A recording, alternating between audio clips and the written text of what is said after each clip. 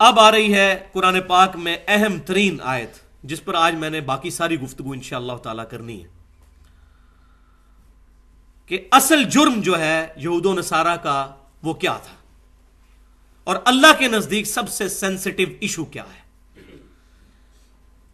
ان اللہ لا یغفر ان یشرک بہ، بے شک اللہ تعالیٰ اس گناہ کو تو ہرگز معاف نہیں کرے گا کہ اس کے ساتھ شرک کیا جائے،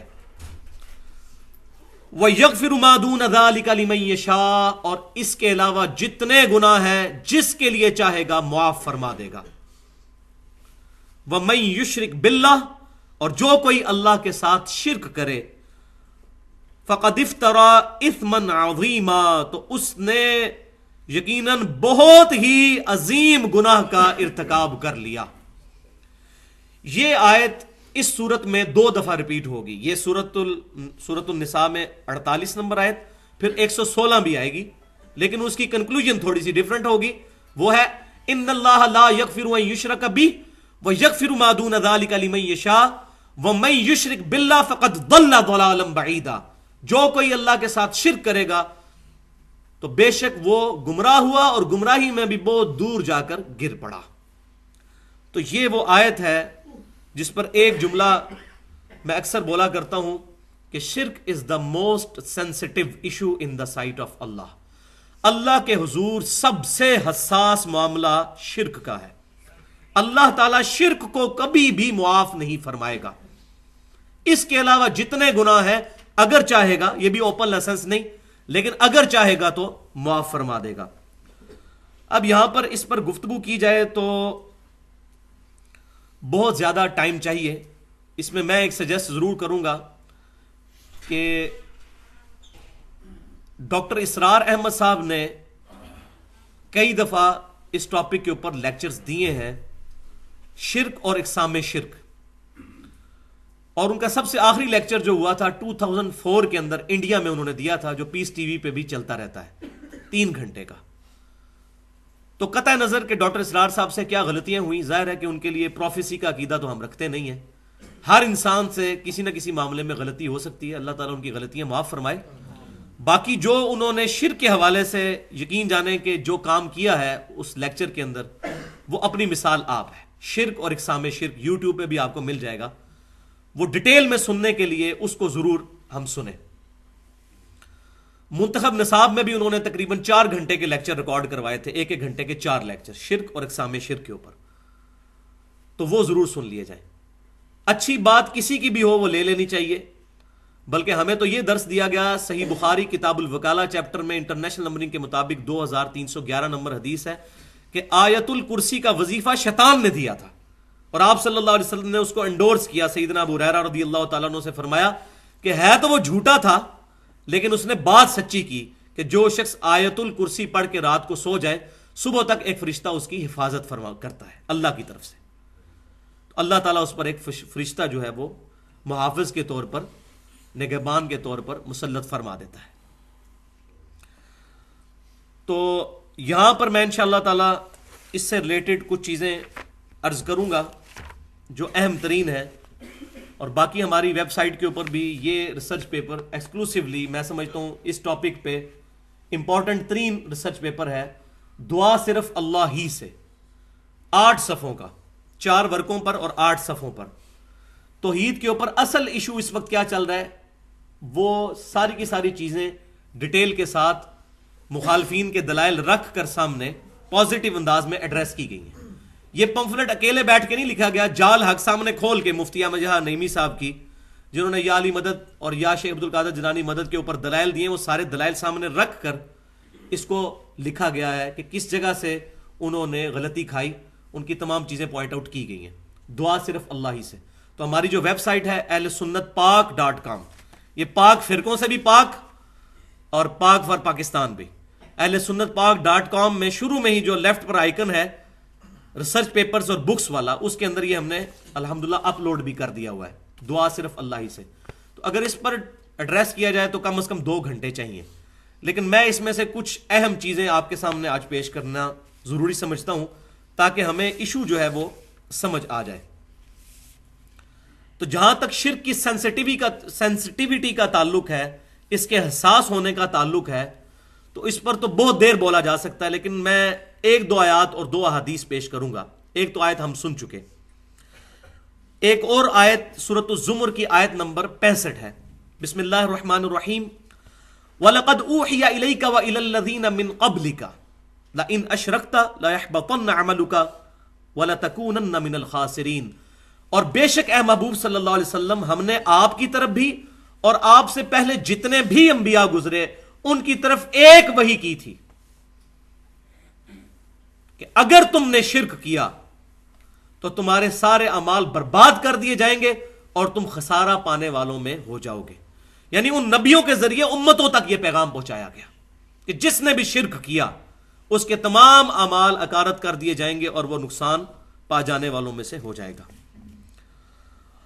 سورۃ المائدہ کی آیت نمبر 72 ہے، جو عیسیٰ بن مریم علیہ السلام کا خطبہ اللہ تعالیٰ نے نقل کیا ہے۔ اس کا کنکلوڈنگ جملہ ہے، انہ من یشرک باللہ فقد حرم اللہ علیہ الجنہ ومأواہ النار وما للظالمین من انصار، بے شک جو کوئی اللہ کے ساتھ شرک کرے گا تو اللہ تعالیٰ نے ایسے شخص پر جنت حرام کر دی ہے، اس کا ٹھکانہ آگ ہے اور وہاں اس کا کوئی مددگار نہیں ہوگا۔ حتیٰ کہ صحیح بخاری اور مسلم کی متفق علیہ حدیث ہے، امام کائنات سید الاولین والآخرین شفیع المذنبین رحمت للعالمین سیدنا و مولانا امام اعظم محمد رسول اللہ صلی اللہ علیہ وآلہ وسلم کا ارشاد ہے کہ اللہ تعالیٰ نے ہر نبی کو ایک مقبول دعا دی، ہر نبی نے اپنی دعا اسی دنیا میں کر لی، اور میں نے اپنی دعا اپنی امت کے لیے چھپا کر رکھی ہے۔ اپنی اس دعا کے ذریعے قیامت والے دن میں اپنی امت کی شفاعت کروں گا، اور میری شفاعت سے ہر شخص کو فائدہ پہنچے گا سوائے اس شخص کے جس نے اللہ کے ساتھ کسی قسم کا شرک کیا ہو۔ شرک is the most sensitive issue in the sight of Allah. اور پھر صحیح مسلم کے اندر حدیث موجود ہے، کتاب الدعوات کے اندر، یہ بہت زبردست حدیث ہے، بڑی رکت انگیز حدیث ہے، سیدنا ابو ذر غفاری رضی اللہ تعالیٰ عنہ سے، جامع ترمذی میں بھی موجود ہے کتاب الدعوات میں، کہ اللہ تعالیٰ فرماتا ہے کہ اے میرے بندے، اگر تو زمین و آسمان گناہوں کے بھر کے آ جائے قیامت والے دن میری بارگاہ میں، اور تیرے نامہ اعمال میں اگر شرک کا گناہ نہ ہوا تو میں اس قدر مغفرت کے ساتھ تجھ سے ملاقات کروں گا۔ یہ اتنی بڑی بشارت ہے شرک سے بچنے۔ اب یہ نہ سمجھیے کہ شرک سے بچنا صرف یہی ہے کہ اللہ کے علاوہ کسی کے آگے ماتھا نہ ٹیکا جائے۔ شرک کی پھر آگے باریکیوں میں جائیں تو بہت زیادہ چیزیں ہیں، لیکن وہ شرک جلی جو کبھی معاف نہیں ہونا، وہ دو ہی چیزیں ہیں، ایاک نعبد و ایاک نستعین۔ باقی باریکی چیزیں جو آتی ہیں جو شرک خفی میں ہیں وہ قابل معافی ہیں، لیکن انبیاء کرام ان سے بھی پاک ہوتے ہیں۔ اسی لیے ابراہیم علیہ السلام کا جب بھی ذکر کیا گیا، ان کو جتنی بھی ڈگریاں دی گئی اینڈ پہ کیا فرمایا گیا؟ ما کان ابراہیم یہودی ولا نصرانی، ما کان ابراہیم یہودی ولا نصرانی، ابراہیم علیہ السلام نہ تو یہودی تھے اور نہ عیسائی تھے، ولکن کان حنیفا مسلما وما کان من المشرکین، بلکہ وہ سب سے ٹوٹ کر ایک اللہ کے ہو گئے تھے، اور سب سے بڑی خوبی ان کی کیا تھی؟ وما کان من المشرکین، وہ مشرکین میں سے نہیں تھے۔ قیامت والے دن سب سے بڑی ڈگری کسی شخص کے لیے ہے کہ اللہ تعالیٰ فرما دے کہ تو نے کسی قسم کا شرک نہیں کیا۔ قرآن پاک میں تو خواہش نفس کی پیروی کو بھی شرک کہا گیا۔ افرائیت من اتخذ الہ ہوا، اے محبوب صلی اللہ علیہ وسلم اس شخص کو دیکھا ہے کہ جس نے اپنی خواہش نفس کو اپنا رب بنا لیا؟ جو شخص فجر کے وقت اپنی نیند کے پیچھے فجر کی نماز چھوڑ دے تو اس نے اپنی خواہش نفس کو اپنا خدا نہ بنا لیا۔ یہ بھی شرک کی ایک قسم ہے۔ یہ اس درجے کا شرک نہیں ہے کہ جو معاف نہیں ہوگا، ظاہر عقیدے میں تو وہ مسلمان ہی ہے، لیکن باریک سا شرک تو یہ بھی ہے۔ تو وما کان من المشرکین بہت بڑی ڈگری ہے۔ ابراہیم علیہ السلام کے بارے میں جب بھی یہ تعریف کی گئی تو آخری جملہ یہ کہا گیا وما کان من المشرکین بل ملت ابراہیم حنیفا وما کان من المشرکین۔ اے محبوب صلی اللہ علیہ وسلم آپ فرما دیجئے میں تو ابراہیم علیہ السلام کے دین پر ہوں جو سب سے ٹوٹ کر ایک اللہ کے ہو گئے تھے، حنیفہ تھے وہ۔ یہ امام ابو حنیفہ والا حنیفہ نہیں ہے، وہ ہے کے ساتھ ہے، یہ الف والا ہے، سب سے ٹوٹ کر ایک اللہ کا ہو جانے والا۔ وما کان من المشرکین، اور وہ مشرکین میں سے نہیں تھے۔ تو یہ سینسٹیوٹی کے اعتبار سے اب آ جائیں جو میں بات کر رہا تھا کہ دو چیزیں ہیں، ایاک نعبد و ایاک نستعین. دیکھیں یہ دونوں چیزیں اللہ تعالیٰ نے ایک آیت میں جمع فرمائی ہیں. کوئی راکٹ سائنس نہیں ہے، کسی بھی مکتبہ فکر کا ترجمہ کھول کر پڑھ لیں، اس کا سب نے یہی ترجمہ کیا ہے، اے اللہ ہم صرف تیری عبادت کرتے ہیں اور صرف تجھی سے مدد مانگتے ہیں. یہ سب نے یہی ترجمہ کیا ہوا ہے، ایاک نعبد و ایاک نستعین. اس کے دو حصے ہیں ایک ہی آیت کے. ایاک نعبد، اے اللہ صرف تیری عبادت کرتے ہیں. تو عبادت کی جتنی شکلیں ہیں وہ خالصتاً اللہ کے لیے ہوں گی.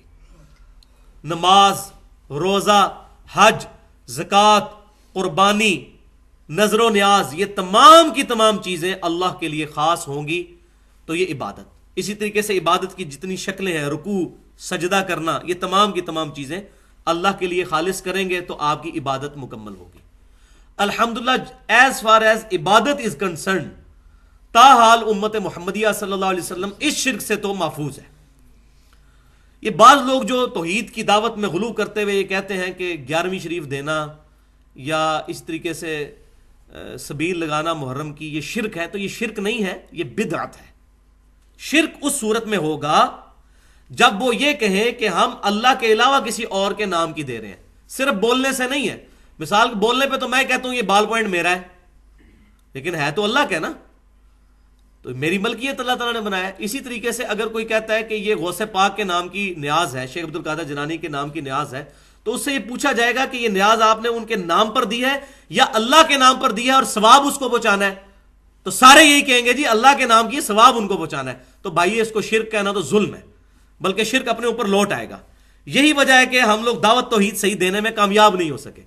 جو چیز اصل مسئلہ نہیں تھی اس کو مسئلہ بنایا، اور وہ پھر کہتے ہیں جناب آپ کے بزرگ بھی یہ لکھ گئے ہیں اور ان کے بزرگ بھی یہ لکھ گئے ہیں. اور وہ تو میں آج اگر پول کھولنا شروع کروں تو نہ بریلوی بچیں گے، نہ دیوبندی اور نہ اہل حدیث، کہ جن کے بزرگوں نے لکھا کہ یہ ختم دلوانا اور یہ فلاں کے سال ثواب کے لیے کرنا جائز ہے. داؤد راہ صاحب نے بھی نبی صلی اللہ علیہ وسلم کے وفات کے چیپٹر میں جو کتاب المغازی صحیح بخاری ہے اس میں لکھ دیا کہ یہ نظر و نیاز کرنا جائز ہے. بلکہ انہوں نے تو اتنا بڑا جملہ لکھا کہ اجماع ہے. پتہ نہیں کہاں اجماع ہوا ہے، کس بند کمرے کے اندر. یہ اب یہ بہت بڑے اہل حدیث عالم ہیں. بریلوی دیوبندی تو ویسے ہی قائل ہیں. بریلوی 40واں تیجا نام کر کے کرتے ہیں، اور دیوبندی جو ہے وہ ان سے بچنے کے لیے اس کو دعا کہہ دیتے ہیں. کام وہی کر رہے ہوتے ہیں، نام جو مرضی رکھ لیں، کام وہی کر رہے ہوتے ہیں. تو بھائیو یہ تمام چیزیں ثابت نہیں ہیں. ایک جملہ میں بولوں گا، نبی صلی اللہ علیہ وسلم نے اپنے مبارک ہاتھوں سے اپنی 3 بیٹیاں دفن کی ہیں، جوان، شادی شدہ. کسی ضعیف حدیث سے کوئی ثابت کر دے کہ ان کا تیجا 40واں یا ختم دلوایا ہو یا دعا دلوائی ہو یا برسی کی ہو. ضعیف حدیث سے، صحیح حدیث نہیں مانگ رہے. اتنے ہم کانفیڈنٹ ہیں. جس طرح ہم کہتے ہیں کوئی ضعیف سند سے ثابت کر دے کہ صحابہ کرام یہ بغلوں میں بت رکھ کے آتے تھے تو اس لیے رفع دین شروع ہوا تھا، ضعیف حدیث سے ہی کو بتا دے، صحیح حدیث نہیں مانگتے. تو یہ اتنے بڑے بڑے جھوٹ پبلک کے اندر عام کیے ہوئے ہیں. اور اس میں پھر میں قصوروار ان مولویوں کو ٹھہراؤں گا کہ جن کی پیٹ اور روزی جو ہے وہ دین کے ساتھ لگی ہوئی ہے، وہ امت کو الجھا کے رکھنا چاہتے ہیں ان چیزوں کے اندر. تو ایاک نعبد تو کلیئر ہو گیا، اس کو تو ایڈریس کرنے کی ایز سچ اتنی ضرورت نہیں ہے. اصل مسئلہ ہے وہ ایاک نستعین، اور صرف تجھی سے مدد مانگتے ہیں. یہ بھی عبادت ہے. عبادت کی اعلیٰ ترین شکل ہے وہ ایاک نستعین، غائب میں مدد تجھ سے مانگتے ہیں، ظاہری اسباب میں نہیں. وہ قرآن پاک کی آیات آگے چل کر آ جائیں گی. یہ بات سمجھ لیں، قرآن پاک کی ساری آیات کو اکٹھا کر کے جو رزلٹ نکلتا ہے وہ آپٹیمل سولوشن. قرآن پاک میں 3 جگہ آیا کہ کوئی شفاعت نہیں ہے. پھر آیت الکرسی میں آ گیا من ذا الذی یشفع عندہ الا باذنہ، مگر اللہ کے اذن سے شفاعت ہو سکتی ہے. تو اب ساری آیتوں کو جوڑیں گے ہم تو پتہ چلے گا کہ خود کوئی شفاعت نہیں کر سکتا جس کو اللہ اذن دے. لیکن ایاک نستعین میں غائب میں مدد کے لیے پکارنا، اس کے تو اذن کے اوپر آیت کوئی بھی پورے قرآن کے اندر موجود نہیں ہے. اس سے ملتی جلتی بھی کوئی آیت موجود نہیں.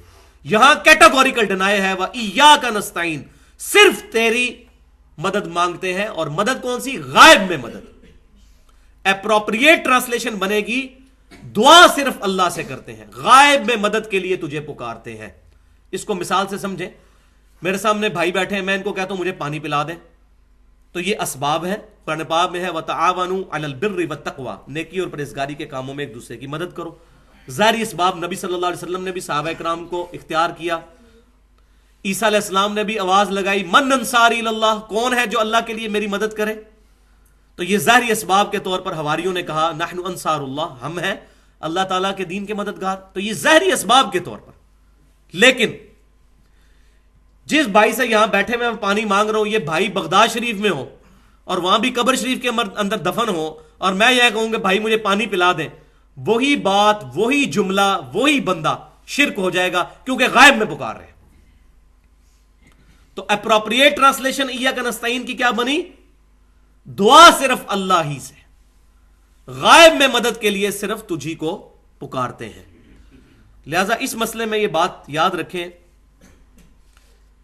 کہ خصوصاً ہمارے بریلوی مکتبہ فکر کے جو بھائی ہیں, میں بھی خود 31 سال تک بریلوی رہا, اب میری 34 سال عمر ہے, ان کو یہ بتایا جاتا ہے کہ جو شخص سیدنا علی رضی اللہ تعالیٰ عنہ سے دعا نہیں مانگے گا, یہی بات شیعہ کو بھی بتائی جاتی ہے کہ جو حضرت علی سے دعا نہیں مانگے گا تو اس کو یہ کنسپٹ دیا جاتا ہے شاید وہ سیدنا علی کا گستاخ ہو جائے گا پھر, یا جو شیخ عبد القادر جیلانی رحمۃ اللہ علیہ سے مدد نہیں مانگے گا یا غوث اعظم دستگیر, تو شاید بزرگوں کا گستاخ ہو جائے گا. تو یہ اصل میں بیماری ہے جو ان کو بتائی جاتی ہے. اس کو کوئی نہیں ایڈریس کرتا کہ وہ بےچارے کیوں مدد کے لیے پکار رہے ہیں. ان کو بتایا یہ گیا ہے کہ اگر مدد کے لیے نہیں پکارو گے تو ان ہستیوں کے گستاخ بن جاؤ گے. واللہ چھوٹی سی بات اگر ان سے کر دیں تو ان کو یہ بات سمجھ آ جائے گی, کوئی مشکل کام نہیں ہے. لیکن اس کے لیے پھر فرقوں سے نکلنا پڑے گا. فرقوں میں آئیں گے پھر تو آپ مسلک بچائیں گے, دین نہیں بچے گا. سیدھی سی بات ہے. وہ کیا ہے, ان کو صرف یہ بات پوچھ لیں ساروں سے, جو لوگ بھی اس قسم کے کام کر رہے ہیں, بریلوی ہوں, دیوبندی ہوں, اہل حدیث ہوں, شیعہ ہوں, کوئی بھی ہو, اس سے صرف یہ بات پوچھئے کیا اللہ کے علاوہ کسی کی عبادت ہو سکتی ہے؟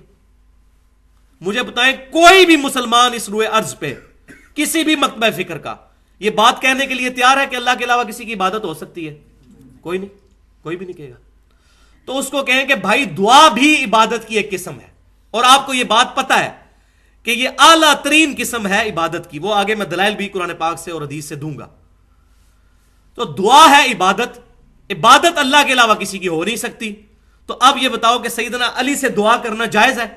واللہ کتنے لوگوں کو بتایا, انہوں نے کہا جی نہیں واقعی یہ ناجائز ہے. مسئلہ تو ان کو بتایا جائے کہ اصل مسئلہ اٹکا کہاں پہ ہوا ہے ان کا. وہ اس کو گستاخی سمجھ رہے ہیں. اور پھر ان کو مثال کے طور پر وہ سنن ابن ماجہ کی حدیث بتائیں. نبی صلی اللہ علیہ وسلم کو ایک صحابی نے آ کے سجدہ کیا. آپ صلی اللہ علیہ وسلم نے فرمایا کتاب النکاح چیپٹر میں, اپنا سر اٹھاؤ, اگر میں سجدے کو جائز سمجھتا تو بیویوں سے کہتا کہ اپنے خاوندوں کو سجدہ کریں اس حق کے سبب جو اللہ تعالیٰ نے ان کو دیا ہے, خاوندوں کو اپنی بیویوں کے اوپر. تو آپ صلی اللہ علیہ وسلم نے سجدے سے روک دیا. آپ صلی اللہ علیہ وسلم نے معاذ اللہ استغفر اللہ اپنی گستاخی کروائی. اس صحابی نے تو حضور کی عزت کے لیے آپ صلی اللہ علیہ وسلم کو سجدہ کیا تھا. تو اگر یہ گستاخی والا فارمولہ مان دیا جائے تو حضور نے خود اپنی گستاخی کروائی, منع کر دیا.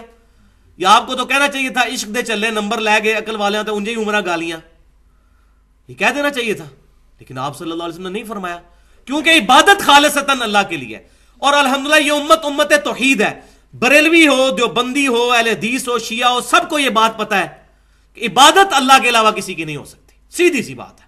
یہ بہت بڑا ایسٹ ہے ہماری امت کے پاس, یہ سب کو کلیئر ہے الحمدللہ. ہم بتا نہیں سک رہے کہ مسئلہ اصل میں کیا ہے, کہ دعا بھی عبادت ہے, اللہ کے علاوہ کسی اور کی نہیں ہو سکتی. تو اس طریقے سے بات سمجھائی جائے تو بات سمجھ آ جائے گی. اب 3 پوائنٹ اس میں سمجھ لیں جس کے اوپر ساری کی ساری گمراہی کھڑی ہے. پہلی بات یہ کہ وہ یہ پوچھتے ہیں, جو لوگ غیر اللہ کو مدد کے لیے پکارتے ہیں, تو وہ یہ کہتے ہیں کہ کیا آپ اس لیے غیر اللہ کو پکارنے کو منع کرتے ہیں مدد کے لیے کہ غیر اللہ کو پکارنا شرک ہے غائب میں؟ تو اس کا جواب ہے نہیں, غیر اللہ کو غائب میں پکارنا شرک نہیں ہے. یہ جھگڑا ہی نہیں ہے, ہم پکارتے ہیں. صحیح بخاری اور مسلم کی متفقن علیہ حدیث ہے, آپ صلی اللہ علیہ وسلم نے تشہد اس طرح تعلیم فرمایا صحابہ کرام کو جس طرح قرآن. یہ جو مشہور ہے یہ شب معراج کی اللہ اور رسول کی گفتگو ہے, یہ جھوٹ ہے. یہ جلال الدین سیوطی صاحب نے پتہ نہیں کہیں سے نقل کیا ہے, دنیا کی کسی حدیث کی کتاب میں یہ نہیں ہے. یہ دعا آپ صلی اللہ علیہ وسلم نے خود سکھائی ہے, التحیات للہ والصلوات والطیبات.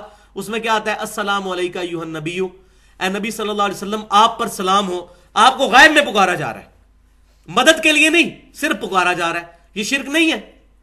اور اس حدیث میں آگے ہی موجود ہے کہ جب تم یہ سلام پڑھو گے اللہ تعالیٰ تمہارا سلام پہنچا دے گا۔ غائب میں پکارنا جھگڑا نہیں ہے۔ اچھا جی، پھر دوسری بات وہ کہتے ہیں کہ جی کیا آپ اس لیے غیر اللہ کو پکارنے کو شرک کہتے ہیں کہ دور سے سن نہیں سکتا اللہ کے علاوہ کوئی اور؟ جس کو نیند آ رہی ہے نا کھڑا ہو جائے، اس سے پہلے کہ میں درس بند کر دوں، اتنا بڑا ایشو میں ایڈریس کر رہا ہوں، اور یہ میں بہت بڑا جملہ بولنے لگوں، اس کو کسی نے بھی اس طریقے سے ایڈریس نہیں کیا۔ اٹھا کے دیکھ لیں سارے توحید والوں کے لیکچر، ان کو مسئلہ ہی نہیں پتا کہ اس وقت کیا ہے۔ یہ مسئلہ وہ بتائے گا جو اس گمراہی سے نکل کر آئے۔ تو وہ یہ پوچھیں گے کیا آپ اس لیے اس کو شرک کہتے ہیں کہ دور سے کوئی سن نہیں سکتا؟ نہیں، یہ وجہ بھی نہیں ہے۔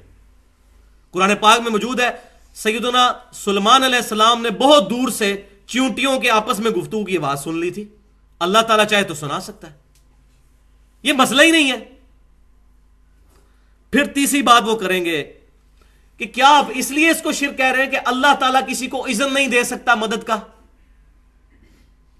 تو اس کا بھی جواب ہے نہیں، یہ بھی وجہ نہیں ہے۔ اب آپ پریشان ہوں گے پھر وجہ کیا ہے؟ یہ بھی وجہ نہیں ہے۔ اللہ تعالیٰ چاہے تو اذن دے سکتا ہے۔ سیدنا میکائیل علیہ السلام کی ڈیوٹی نہیں ہے بارش برسانے کی، جبرائیل علیہ السلام کی ڈیوٹی نہیں تھی وہی لانے کی، فرشتوں کی ڈیوٹیاں نہیں لگی ہوئی ہیں؟ صحیح بخاری میں حدیث نہیں کہ جو آیت الکرسی پڑھتا ہے اللہ تعالیٰ ایک فرشتہ اس کے اوپر محافظ کے طور پر مقرر فرما دیتا ہے؟ تو اذن دیا ہوا نا حفاظت کرنے کا، تبھی حفاظت کرتا ہے نا۔ اور نکھٹو سا فرشتہ تو نہیں کوئی ہوتا، اس کے پاس اختیار بھی تو ہوتا ہے نا اللہ کے اذن سے۔ یہ بھی جھگڑا نہیں ہے۔ تو جھگڑا کیا ہے؟ صرف ایک، غائب میں مدد کے لیے پکارنا۔ غائب میں پکارنا شرک نہیں ہے، بلکہ قرآن و حدیث سے ثابت ہے۔ جہاں جہاں ثابت ہے وہاں تو سنت ہوگی، جہاں ثابت نہیں بدعت کہیں گے، شرک نہیں ہوگا۔ دور سے سننے والا بھی ایشو نہیں ہے، اللہ تعالیٰ چاہے تو سنا سکتا ہے۔ اسی طریقے سے وہ بھی جہاں جہاں ثابت ہے، جیسے بخاری و مسلم کی متفق علیہ حدیث ہے، جب مردے کو دفنا کے جاتے ہیں تو وہ جانے والوں کے قدموں کی آواز بھی سنتا ہے، اللہ مردے کو بھی سنا سکتا ہے۔ تیسرا، اذن والا چکر بھی نہیں، فرشتوں کی اللہ تعالیٰ نے ڈیوٹیاں لگائی ہوئی ہیں۔ مسئلہ یہ ہے کہ فرشتوں کو پکار نہیں سکتے، فرشتوں کو پکاریں گے تو خالصتاً شرک ہو جائے گا۔ یہ جھگڑا ہے ہی نہیں کہ اختیار ہے یا نہیں ہے، سیدنا علی کو اختیار ہو یا نہ ہو، شیخ عبد القادر جیلانی رحمۃ اللہ علیہ کو اختیار ہو یا نہ ہو، یا کسی بھی نبی کو یا جن کو فرشتے کو اختیار ہو یا نہ ہو، اس سے فرق ہی نہیں پڑتا۔ اصل مسئلہ یہ ہے کہ غائب میں مدد کے لیے پکارنا شرک ہے۔ سب سے بڑا مشکل کشا اس وقت سورج ہے۔ سائنٹیفک فیلڈ کے لوگ سمجھتے ہیں پوری دنیا کا نظام سورج کی وجہ سے چل رہا ہے۔ سورج کی وجہ سے زمین پہ موسم تبدیل ہوتے ہیں، سمندروں کا پانی ویپریٹ ہو کر گلیشیئرز کی شکل میں پانی جمع ہوتا ہے پہاڑوں پر، وہاں سے وہ چلنا شروع ہوتا ہے۔ پوری دنیا کا نظام، پودے اپنی خوراک سورج کی روشنی سے بناتے ہیں فوٹو سنتھسس کے ذریعے، پودوں کو جانور کھاتے ہیں، ہم جانوروں کو کھاتے ہیں، پورا سسٹم سورج کی وجہ سے چل رہا ہے۔ تو ہم کیا کہیں گے؟ المدد یا سورج؟ سورج کو پکارنا شرک ہے۔ سورج نہیں نکلے گا اللہ کو پکاریں گے، سورج نکلے گا اور بارشیں نہیں ہوں گی اللہ کو پکاریں گے۔ یہ مسئلہ یہ ہے، اس کو سمجھ لیں، غائب میں مدد کے لیے پکارنا شرک ہے۔ وَإِيَّاكَ نَسْتَعِينُ۔ لہٰذا یہ جو جنید جمشید صاحب نے ایک دیوبند کے مفتی کی جو نعت پڑھی، فرشتوں یہ پیغام دے دو کہ خادم تمہارا سعید آ رہا ہے، یہ شرکیہ جملہ ہے۔ فرشتے کو پکارنا بھی غائب میں شرک ہے۔ فرشتوں بے شک اللہ تعالیٰ نے ان کو ڈیوٹی پہ مامور کیا ہے، سنن نسائی میں صحیح حدیث ہے کہ زمین پہ کچھ فرشتے سیاحت کرتے ہیں اور میرے امتیوں کا سلام میرے تک پہنچاتے ہیں، لیکن فرشتوں کو پکار نہیں سکتے۔ ہم کیا کہتے ہیں؟ اللہم صلی علی محمد، اے اللہ آپ محمد صلی اللہ علیہ وسلم پر دروشی بھیجیں۔ فرشتوں کو پکارنا شرک ہو جائے گا۔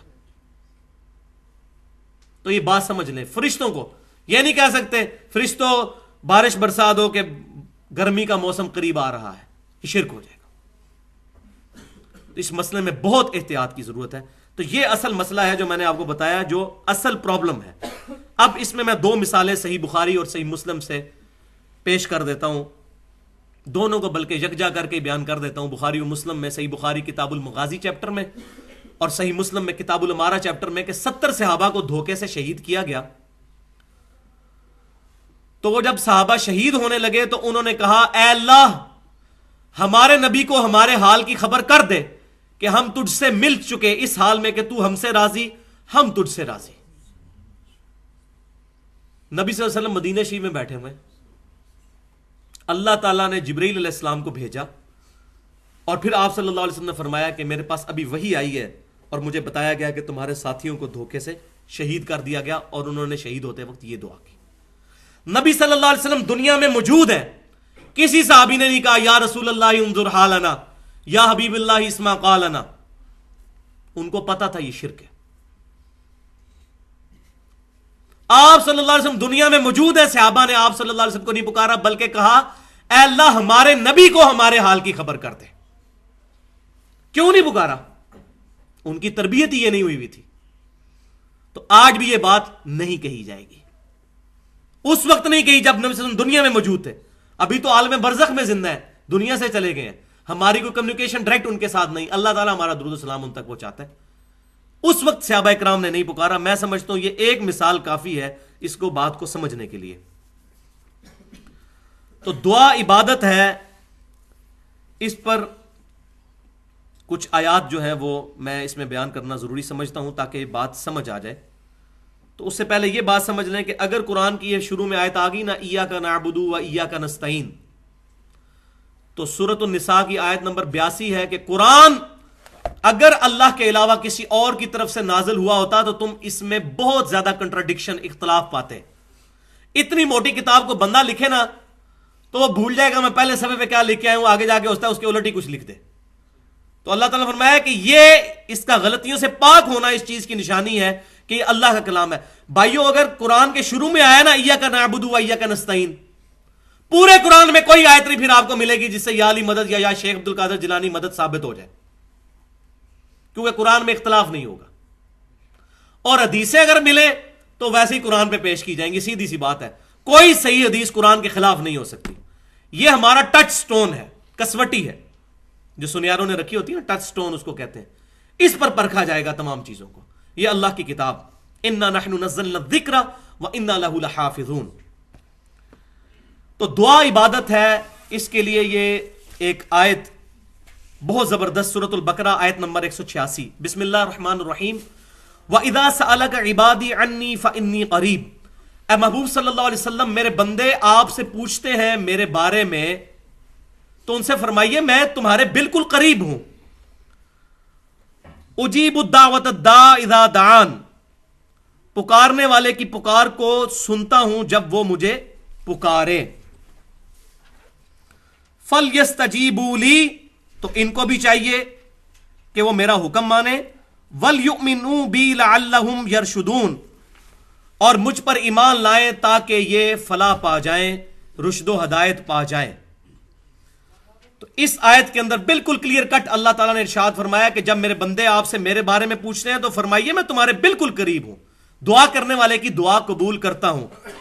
تو ان کو چاہیے کہ میرا حکم مانے، مجھ پر ایمان لانے کا حق ہی یہی ہے تاکہ یہ کامیاب ہو سکیں۔ تو اس میں بھی دعا کی طرف ترغیب دلائی گئی کہ اللہ سے صرف مانگنی ہے۔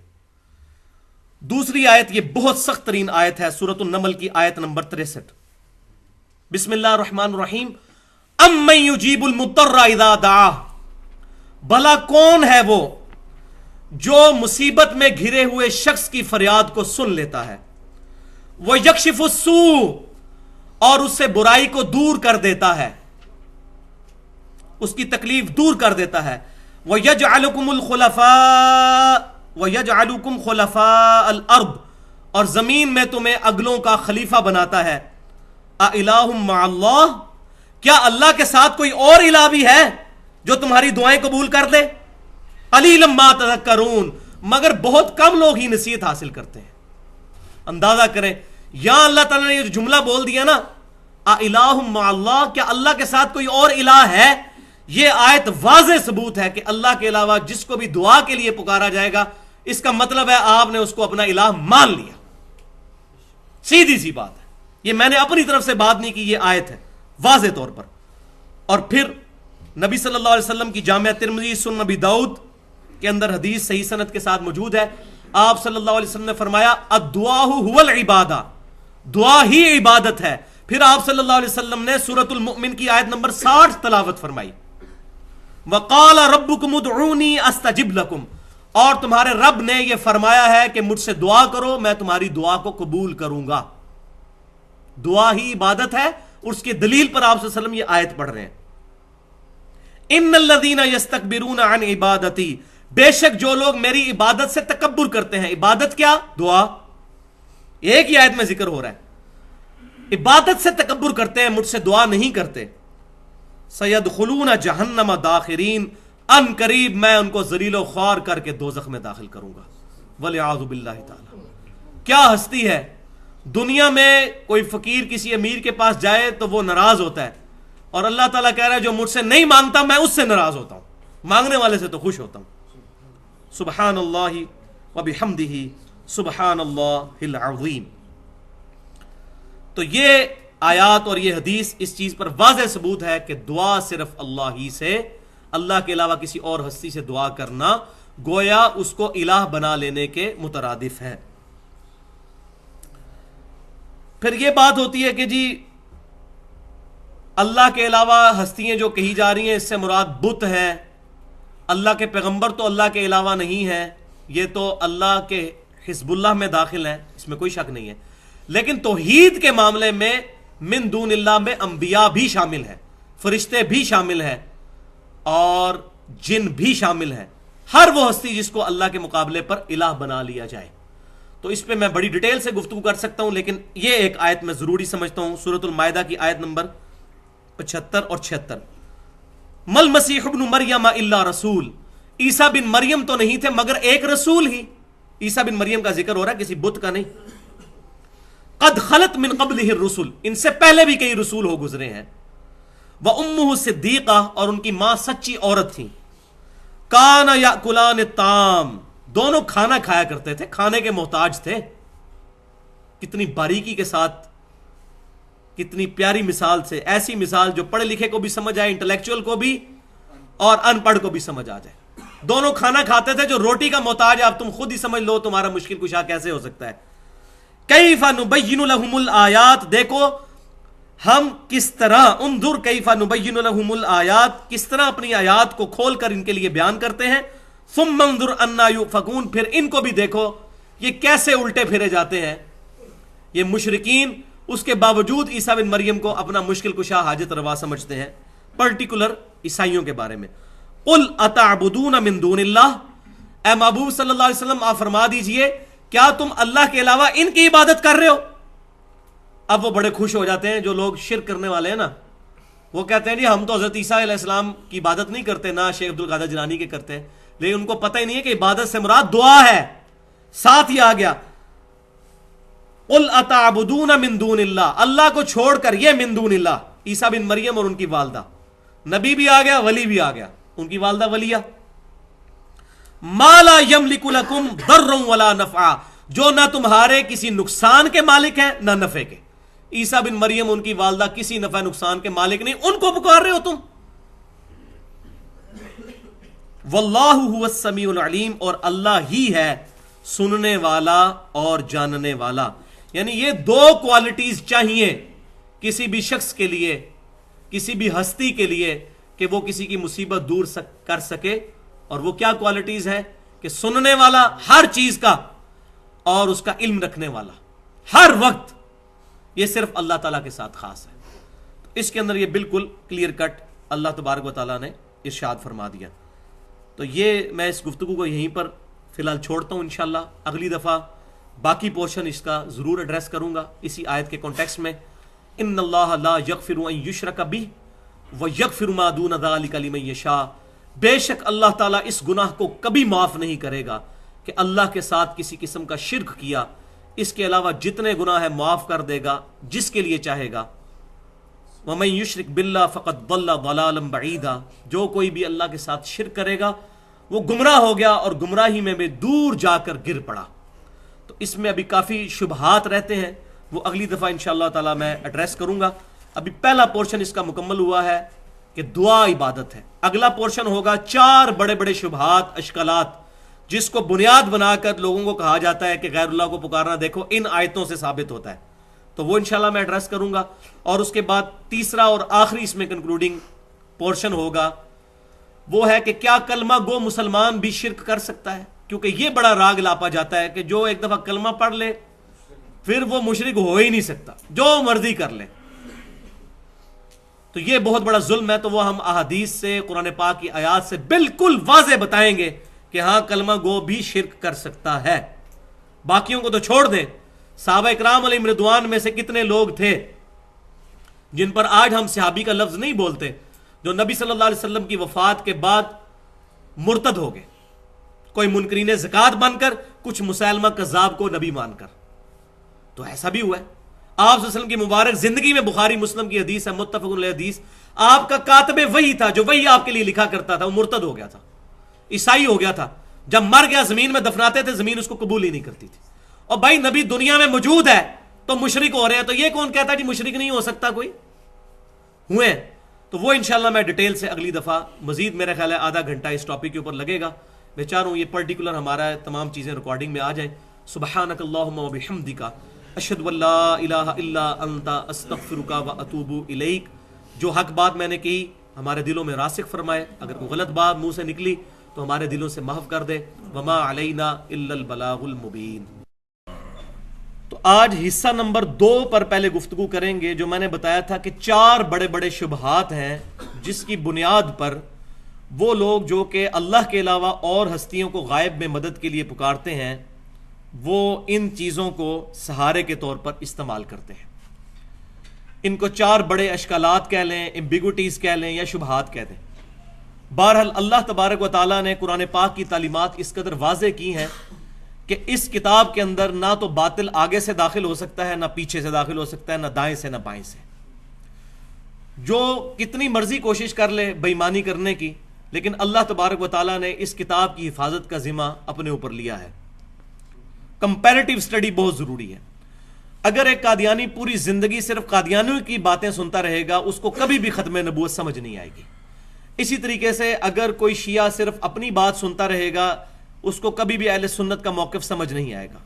اور اسی طریقے سے اہل سنت صرف اپنے ہی علماء کی باتیں سنیں گے، ان کو کبھی بھی شیعہ کے سٹانس کے بارے میں سمجھ نہیں آئے گی.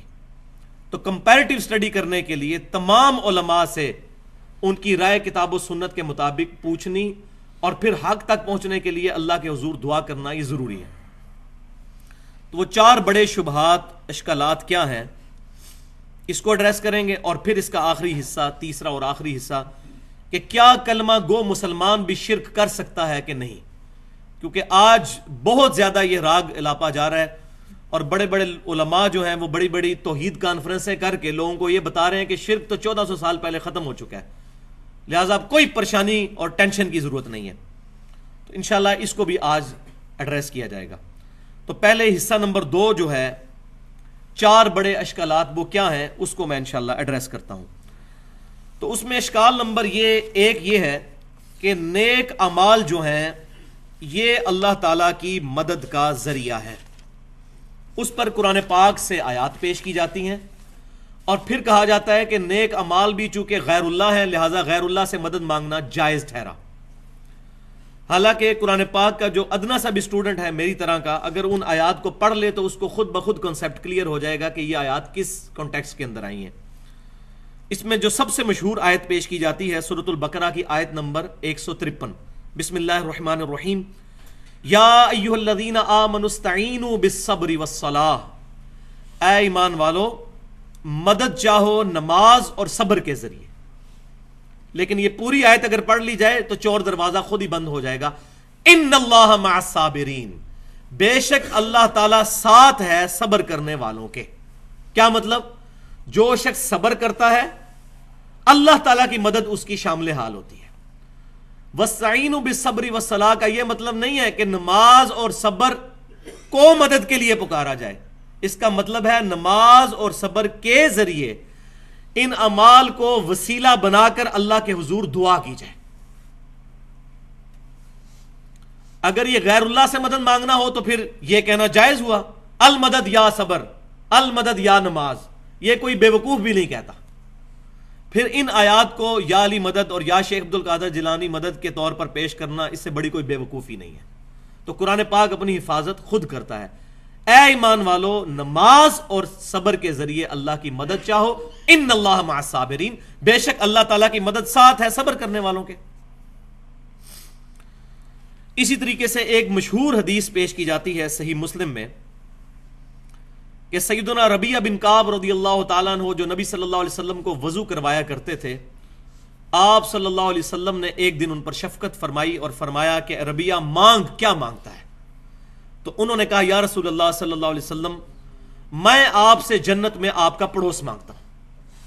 تو آپ صلی اللہ علیہ وسلم نے فرمایا کہ اس کے علاوہ بھی کچھ اور مانگنا چاہتا ہے تو مانگ۔ تو انہوں نے کہا یا رسول اللہ صلی اللہ علیہ وسلم مجھے جنت میں آپ کا پڑوس مل جائے، اس سے بڑھ کر مجھے کسی اور دولت کی ضرورت نہیں ہے۔ الحمدللہ۔ تو آپ صلی اللہ علیہ وسلم نے پھر ارشاد فرمایا پھر سجدوں کے ذریعے میری مدد کر، یعنی میری دعا تیرے لیے شامل حال ہوگی لیکن نیک اعمال کے ذریعے، سجدوں کے ذریعے میری مدد کر۔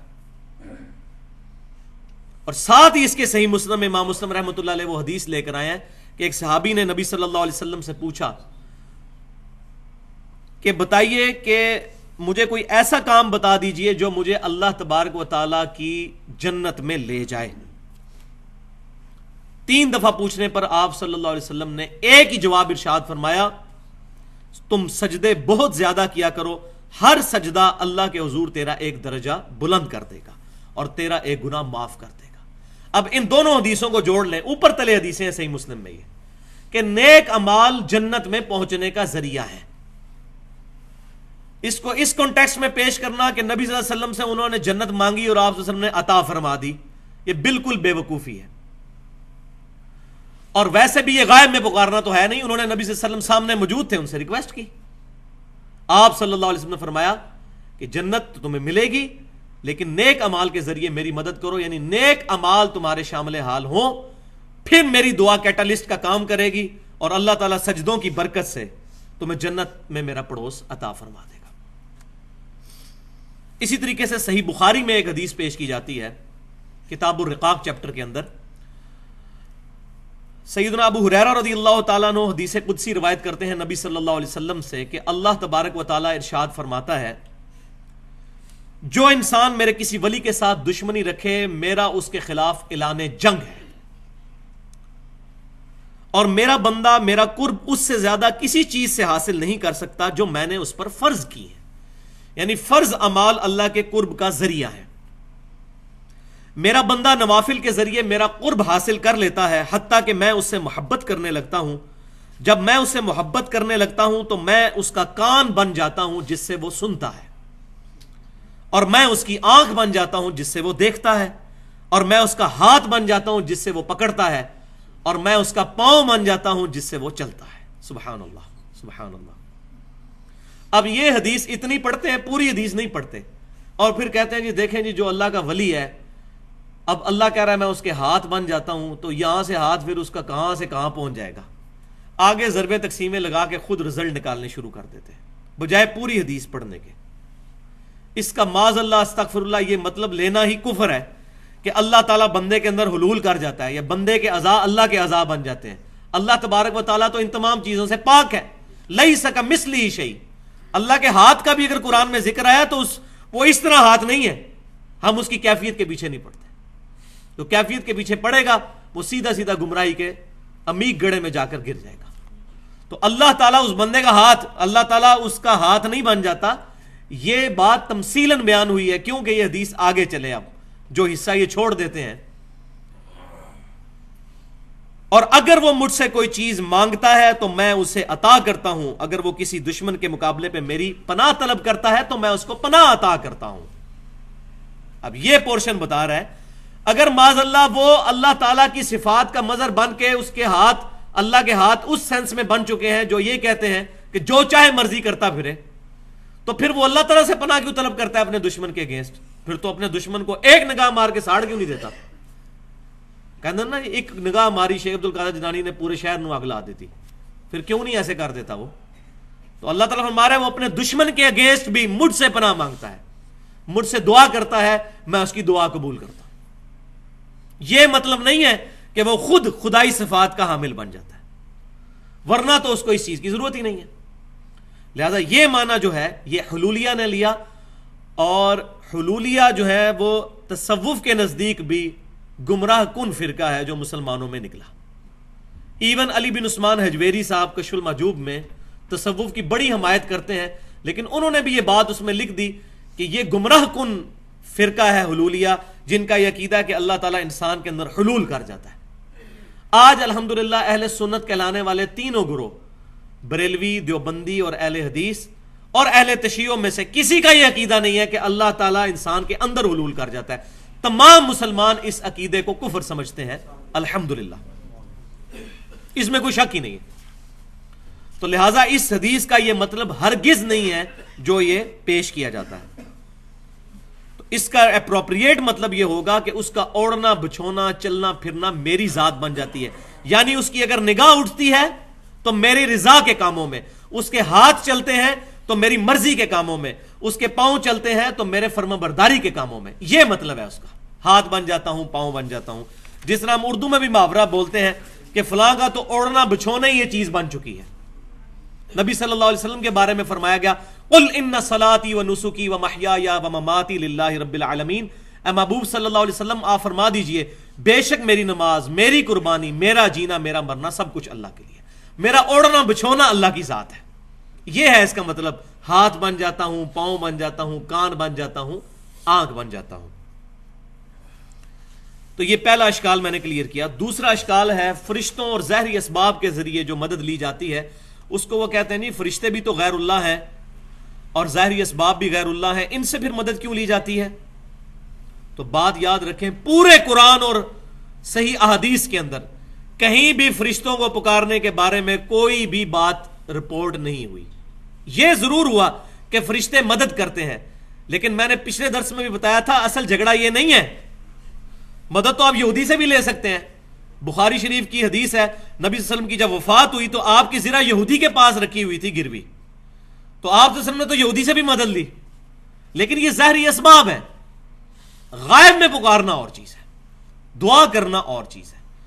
تو یہ جو فرشتے جو مدد کا ذریعہ ہیں، تو اگر یہ مطلب سمجھ لیا جائے تو اب یہ جو آیت پیش کی جاتی ہے سورہ التحریم کی آیت نمبر 4، یہ پرٹیکولر پروفٹ کے بارے میں ہے صلی اللہ علیہ وسلم، حضور صلی اللہ علیہ وسلم کے بارے میں اللہ تعالیٰ فرما رہے ہیں آپ کو تسلی دیتے ہوئے فَإِنَّ اللَّهَ هُوَ مَوْلَاهُ، بے شک اللہ تعالیٰ آپ کا مددگار ہے، ان کا مددگار ہے نبی صلی اللہ علیہ وسلم کا۔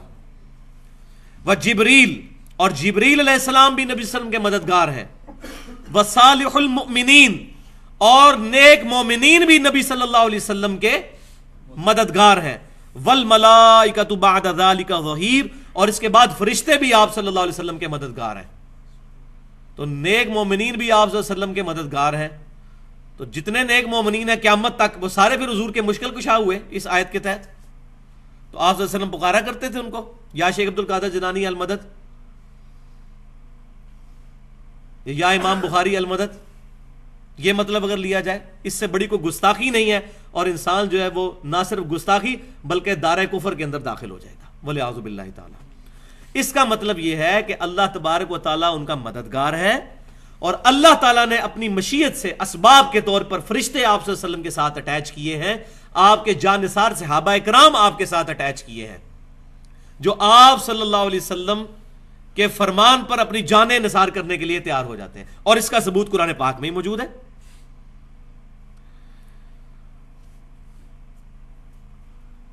وَإِن يُرِيدُوا أَن يَخْدَعُوكَ فَإِنَّ حَسْبَكَ اللَّهُ هُوَ الَّذِي أَيَّدَكَ بِنَصْرِهِ وَبِالْمُؤْمِنِينَ۔ تو اے محبوب صلی اللہ علیہ وسلم، اگر وہ منافقین آپ کو دھوکہ دینا چاہیں تو اللہ آپ کے لیے کافی ہے، وہی ہے جس نے آپ کی مدد کی اپنی طرف سے مومنین کے ذریعے، یعنی جانثار صحابہ آپ کو عطا کیے جو آپ کے فرمان کے اوپر اپنی جانیں لٹانے کے لیے تیار ہو گئے۔ یہ اللہ تعالیٰ نے صحابہ کرام کے دلوں میں آپ صلی اللہ علیہ وسلم کی عظمت بٹھا دی۔ پھر استستغیثون ربکم، یہ آیت نمبر جو میں نے پڑھی سورۃ الانفال کی آیت نمبر 62 تھی، اب سورۃ الانفال کی آیت نمبر 9۔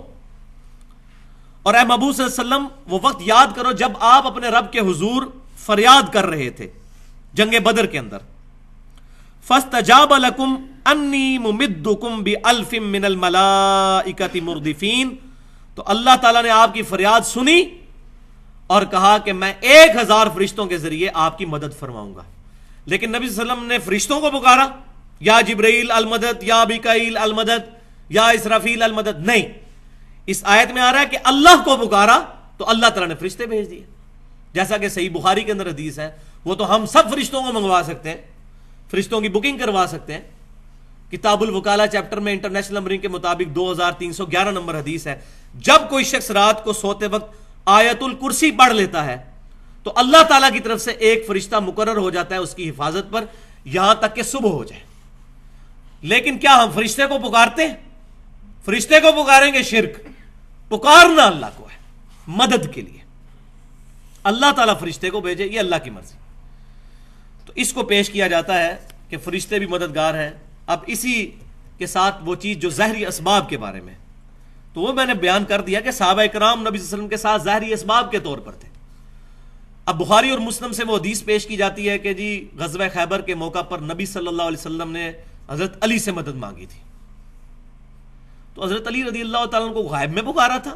آپ نے فرمایا تھا علی کو پیش کیا جائے. ایک رات پہلے آپ نے فرما دیا، بخاری مسلم کی متفق علیہ حدیث ہے، کل میں اس شخص کے ہاتھ میں جھنڈا دوں گا جو اللہ اور اس کے رسول سے محبت کرتا ہے، اللہ اور اس کا رسول اس سے محبت کرتے ہیں. تو سیدنا علی کو جب بلایا گیا تو آپ کو تو شعبے چشم تھا، آپ کو تو نظر ہی کچھ نہیں آتا تھا. آپ صلی اللہ علیہ وسلم نے اپنا مبارک لعاب دہن ان کی آنکھوں میں لگایا، ان کی آنکھیں ٹھیک ہو گئی. پھر آپ صلی اللہ علیہ وسلم نے جھنڈا دیا اور برکت کی دعا فرمائی، آپ کی دعا کی برکت سے فتح ہو جائے. اس دن حضرت علی کو جھنڈا ملتا ہے یا میں اس وقت ہوتا، میرا نام بھی علی ہے، مجھے بھی نبی صلی اللہ علیہ وسلم کی دعا کی اگر جو ساتھ قبولیت حاصل ہوتی تو میرے ہاتھ میں خیبر فتح ہو جاتا، آپ کے ہاتھ میں ہو جاتا. تو آپ صلی اللہ علیہ وسلم نے غیب میں نہیں ان کو پکارا. ورنہ غزوہ خیبر پہ اللہ کے شیر سیدنا حمزہ کو کیوں نہیں حضور نے پکارا جو غزوہ احد میں 3 ہجری میں شہید ہو چکے تھے؟ المدد یا امیر حمزہ. کہیں کوئی ضعیف روایت دکھا دیں، چلے صحیح تو چھوڑ دیں، ضعیف روایت دکھا دیں.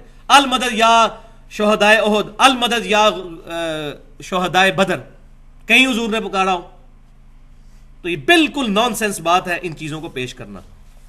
اور پھر اس کا کلائمیکس جو ہے وہ سورۃ المائدہ کی آیت نمبر 2 ہے، وَتَعَامَنُوا الْبِرِّ وَالتَّقْوَى وَلَا تَعَامَنُوا عَلَى الْإِثْمِ وَالْعُدْوَانِ. نیکی اور پرہیزگاری کے کاموں میں ایک دوسرے کی مدد کرو اور برائی اور گناہوں کے کاموں میں کسی کی مدد نہ کرو. اب یہ اللہ خود حکم دے رہا ہے کہ ایک دوسرے کی مدد کرو. یہ غائب میں پکارنا نہیں ہے، یہ ظاہری اسباب کے طور پر ہے. اسی طریقے سے عیسیٰ علیہ السلام نے بھی اپنے حواریوں سے کہا، من انصاری اللہ، کون ہے جو اللہ کے لیے میری مدد کرے؟ قال الحواریون نحن انصار اللہ. حواریوں نے کہا کہ ہم نبی صلی اللہ آپ کے ساتھ اللہ تعالیٰ کے دین کے مددگار ہوتے ہیں. تو وہ سامنے موجود تھے. غائب میں پکارنا یہ شرک ہے مدد کے لیے. تو یہ دوسرا جو شبہ تھا وہ بھی الحمدللہ اس معاملے میں جو ہے وہ زائل ہو گیا. تو ظاہری اسباب جو ہیں وہ اللہ تعالیٰ نے حکم فرمایا. اللہ تعالیٰ نے ہماری پیاس کے بجھنے کا ذریعہ پانی کو بنایا ہے، بھوک مٹانے کا ذریعہ روٹی کو کھانے کو بنایا ہے. لیکن ہم کیا کہیں گے؟ المدد یا پانی، المدد یا روٹی، یہ کہیں گے. یہ اسباب ہیں، ان کے ذریعے دعا کو جو ہے وہ ان کے بارے میں حلال نہیں کیا جا سکتا. دعا بالکل ڈیفرنٹ چیز ہے. غائب میں مدد کے لیے کسی کو پکارنا، ایاک نستعین، قرآن پاک بالکل واضح ہے. جب وہ کہہ رہے ہیں ایاک نستعین تو قرآن کو نہیں پتا کہ پانی بھی سبب ہے مشکل کشائی کا، شہد بھی سبب ہے مشکل کشائی کا. لیکن وہ تمام چیزیں اللہ تعالیٰ کے اذن سے ظاہری اسباب ہیں. آج حضرت علی سامنے موجود ہوں، ہم ان سے مدد مانگیں گے، لیکن سیدنا علی تو اب دنیا سے جا چکے عالم برزخ میں، اب دنیا کے ساتھ ان کا کوئی رشتہ نہیں ہے. اب پکارا جائے گا تو خالصتاً شرک اور ناقابل معافی جرم، والعیاذ باللہ تعالی. تیسرا شبہ یہ بہت خطرناک ہے، جس کو پیش کر کے تو شرک کا اثبات کیا جاتا ہے اور اپنی طرف سے یہ بتایا جاتا ہے جی ہم تو یہ توحید بیان کر رہے ہیں، اصل توحید یہ ہے. اور وہ نبی صلی اللہ علیہ وسلم کے معجزات کا سہارا لیا جاتا ہے کہ دیکھیں جی کبھی کسی صحابی کو کوئی مسئلہ درپیش ہوتا تھا تو نبی صلی اللہ علیہ وسلم کے پاس جاتے تھے. بالکل اس کا کوئی انکاری ہے؟ آپ صلی اللہ علیہ وسلم سے جا کے دعا کروایا کرتے تھے، اپنی پرابلم آپ کے سامنے رکھتے تھے، آپ صلی اللہ علیہ وسلم کی دعا کی برکت سے ان کی مشکلیں حل ہو جایا کرتی تھی. لیکن آج آپ صلی اللہ علیہ وسلم کے ساتھ ہماری کمیونیکیشن نہیں ہو سکتی. مثال کے طور پر صحیح بخاری اور مسلم کی متفق علیہ حدیث ہے کہ بارش نہیں ہو رہی تھی تو صحابہ کرام نے جمعے میں خطبے کے دوران ایک صحابی نے عرض کیا، اللہ کے رسول صلی اللہ علیہ وسلم آپ اللہ کے حضور دعا کریں کہ اللہ تعالیٰ بارش نازل فرمائے. تو آپ صلی اللہ علیہ وسلم نے دعا کے لیے ہاتھ بلند کیے. ابھی ہاتھ نیچے ہی آئے تھے کہ زار و قطار بارش شروع ہو گئی, اور وہ بارش پورا ہفتہ جاری رہی, حتیٰ کہ اگلے جمعے کو وہی شخص دوبارہ کھڑا ہوا, یا رسول اللہ اب دعا فرمائیے کہ ہمارے گھروں پر بارش نہ ہو, سائڈ کے علاقوں پر بارش ہو, ہماری چھتیں ٹپکنے لگ پڑی. تو آپ صلی اللہ علیہ وسلم نے دعا فرمائی کہ اے اللہ ہمارے ان گھروں پر بارش نہ ہو, سائڈ کی گرد و نواح کی جو زمینیں ان پر بارش ہو. تو بالکل ٹھیک ہے. اسی طریقے سے بخاری اور مسلم کی متفق علیہ حدیث ہے, سیدنا ابو ہریرہ رضی اللہ تعالیٰ عنہ نے حضور صلی اللہ علیہ وسلم سے اپنے حافظے کی شکایت کی کہ میرا حافظہ کمزور ہے. تو آپ صلی اللہ علیہ وسلم نے یوں ہوا سے یوں مٹھی بھر کر ان کی چادر میں ڈالی اور فرمایا اس کو سینے سے لگا لو. وہ کہتے ہیں اس کے بعد میں کوئی حدیث نہیں بھولا. تو آپ صلی اللہ علیہ وسلم کا یہ معجزہ ظاہر ہوا. یہ تمام کی تمام چیزیں معجزے کے طور پر ظاہر ہوئی. لہذا انہی احادیث کی وجہ سے میں تحت الاسباب اور فوق الاسباب والی تقسیم کو نہیں مانتا. یہ امبیگوس ہے کہ جو چیزیں اسباب میں داخل ہیں وہ آپ کسی سے مانگ سکتے ہیں, اور جو اسباب میں داخل نہیں ہیں وہ نہیں مانگ سکتے. یہ بات بالکل غلط ہے, کیونکہ کسی سے حافظے کی دعا کروانا یہ اسباب میں داخل نہیں ہے. اسی طریقے سے بخاری اور مسلم کی متفق علیہ حدیث ہے کہ آپ صلی اللہ علیہ وسلم کی دعا کی برکت سے آپ کی مبارک انگلیوں سے پانی کے چشمے جاری ہوئے. صلح حدیبیہ کے موقع پر 1500 صحابہ نے وضو کیا, جانوروں کو بلایا اور سٹور بھی کر لیا. اور جابر بن عبداللہ کہتے ہیں اللہ کی قسم ہم 1,00,000 بھی ہوتے نا تو وہ پانی کفایت کر جاتا. اب مجھے بتائیں انگلیوں سے پانی کا جاری ہونا یہ تحت الاسباب تو نہیں ہے نا؟ اسباب میں تو یہ چیز نہیں ہوتی, یہ اسباب سے اوپر کی چیز ہے. اسباب میں تو انگلیوں سے زیادہ پسینہ نکل سکتا ہے یا خون نکل سکتا ہے. لہذا یہ تقسیم بھی غلط ہے, ما تحت الاسباب اور ما فوق الاسباب. مسئلہ ہے غائب میں مدد کے لیے نہیں پکار سکتے, چاہے اسباب میں داخل ہو یا اسباب میں داخل نہ ہو, غائب میں مدد کے لیے نہیں پکار سکتے. اسی طریقے سے بخاری اور مسلم کی متفق علیہ حدیث ہے کہ قیامت والے دن نبی صلی اللہ علیہ وسلم اپنے گناہگار امتیوں کی شفاعت فرمائیں گے. تو نبی صلی اللہ علیہ وسلم ہمارے سامنے ہوں گے, آپ صلی اللہ علیہ وسلم شفاعت فرمائیں گے, اس میں کوئی شک ہی نہیں ہے. لیکن غائب میں پکارنا نہیں ہے. یہ میدان محشر میں آپ صلی اللہ علیہ وسلم بھی ہوں گے, صحابہ کرام بھی ہوں گے, ہم بھی ہوں گے, سب لوگ ہوں گے. تو اس کا سہارا لے کر اور سیدنا عیسیٰ علیہ السلام کے معجزات کا سہارا لے کر کہا جاتا ہے جی غیر اللہ سے مدد مانگی جا رہی ہے. بھائیو غائب میں مدد کے لیے نہیں پکارا جا رہا.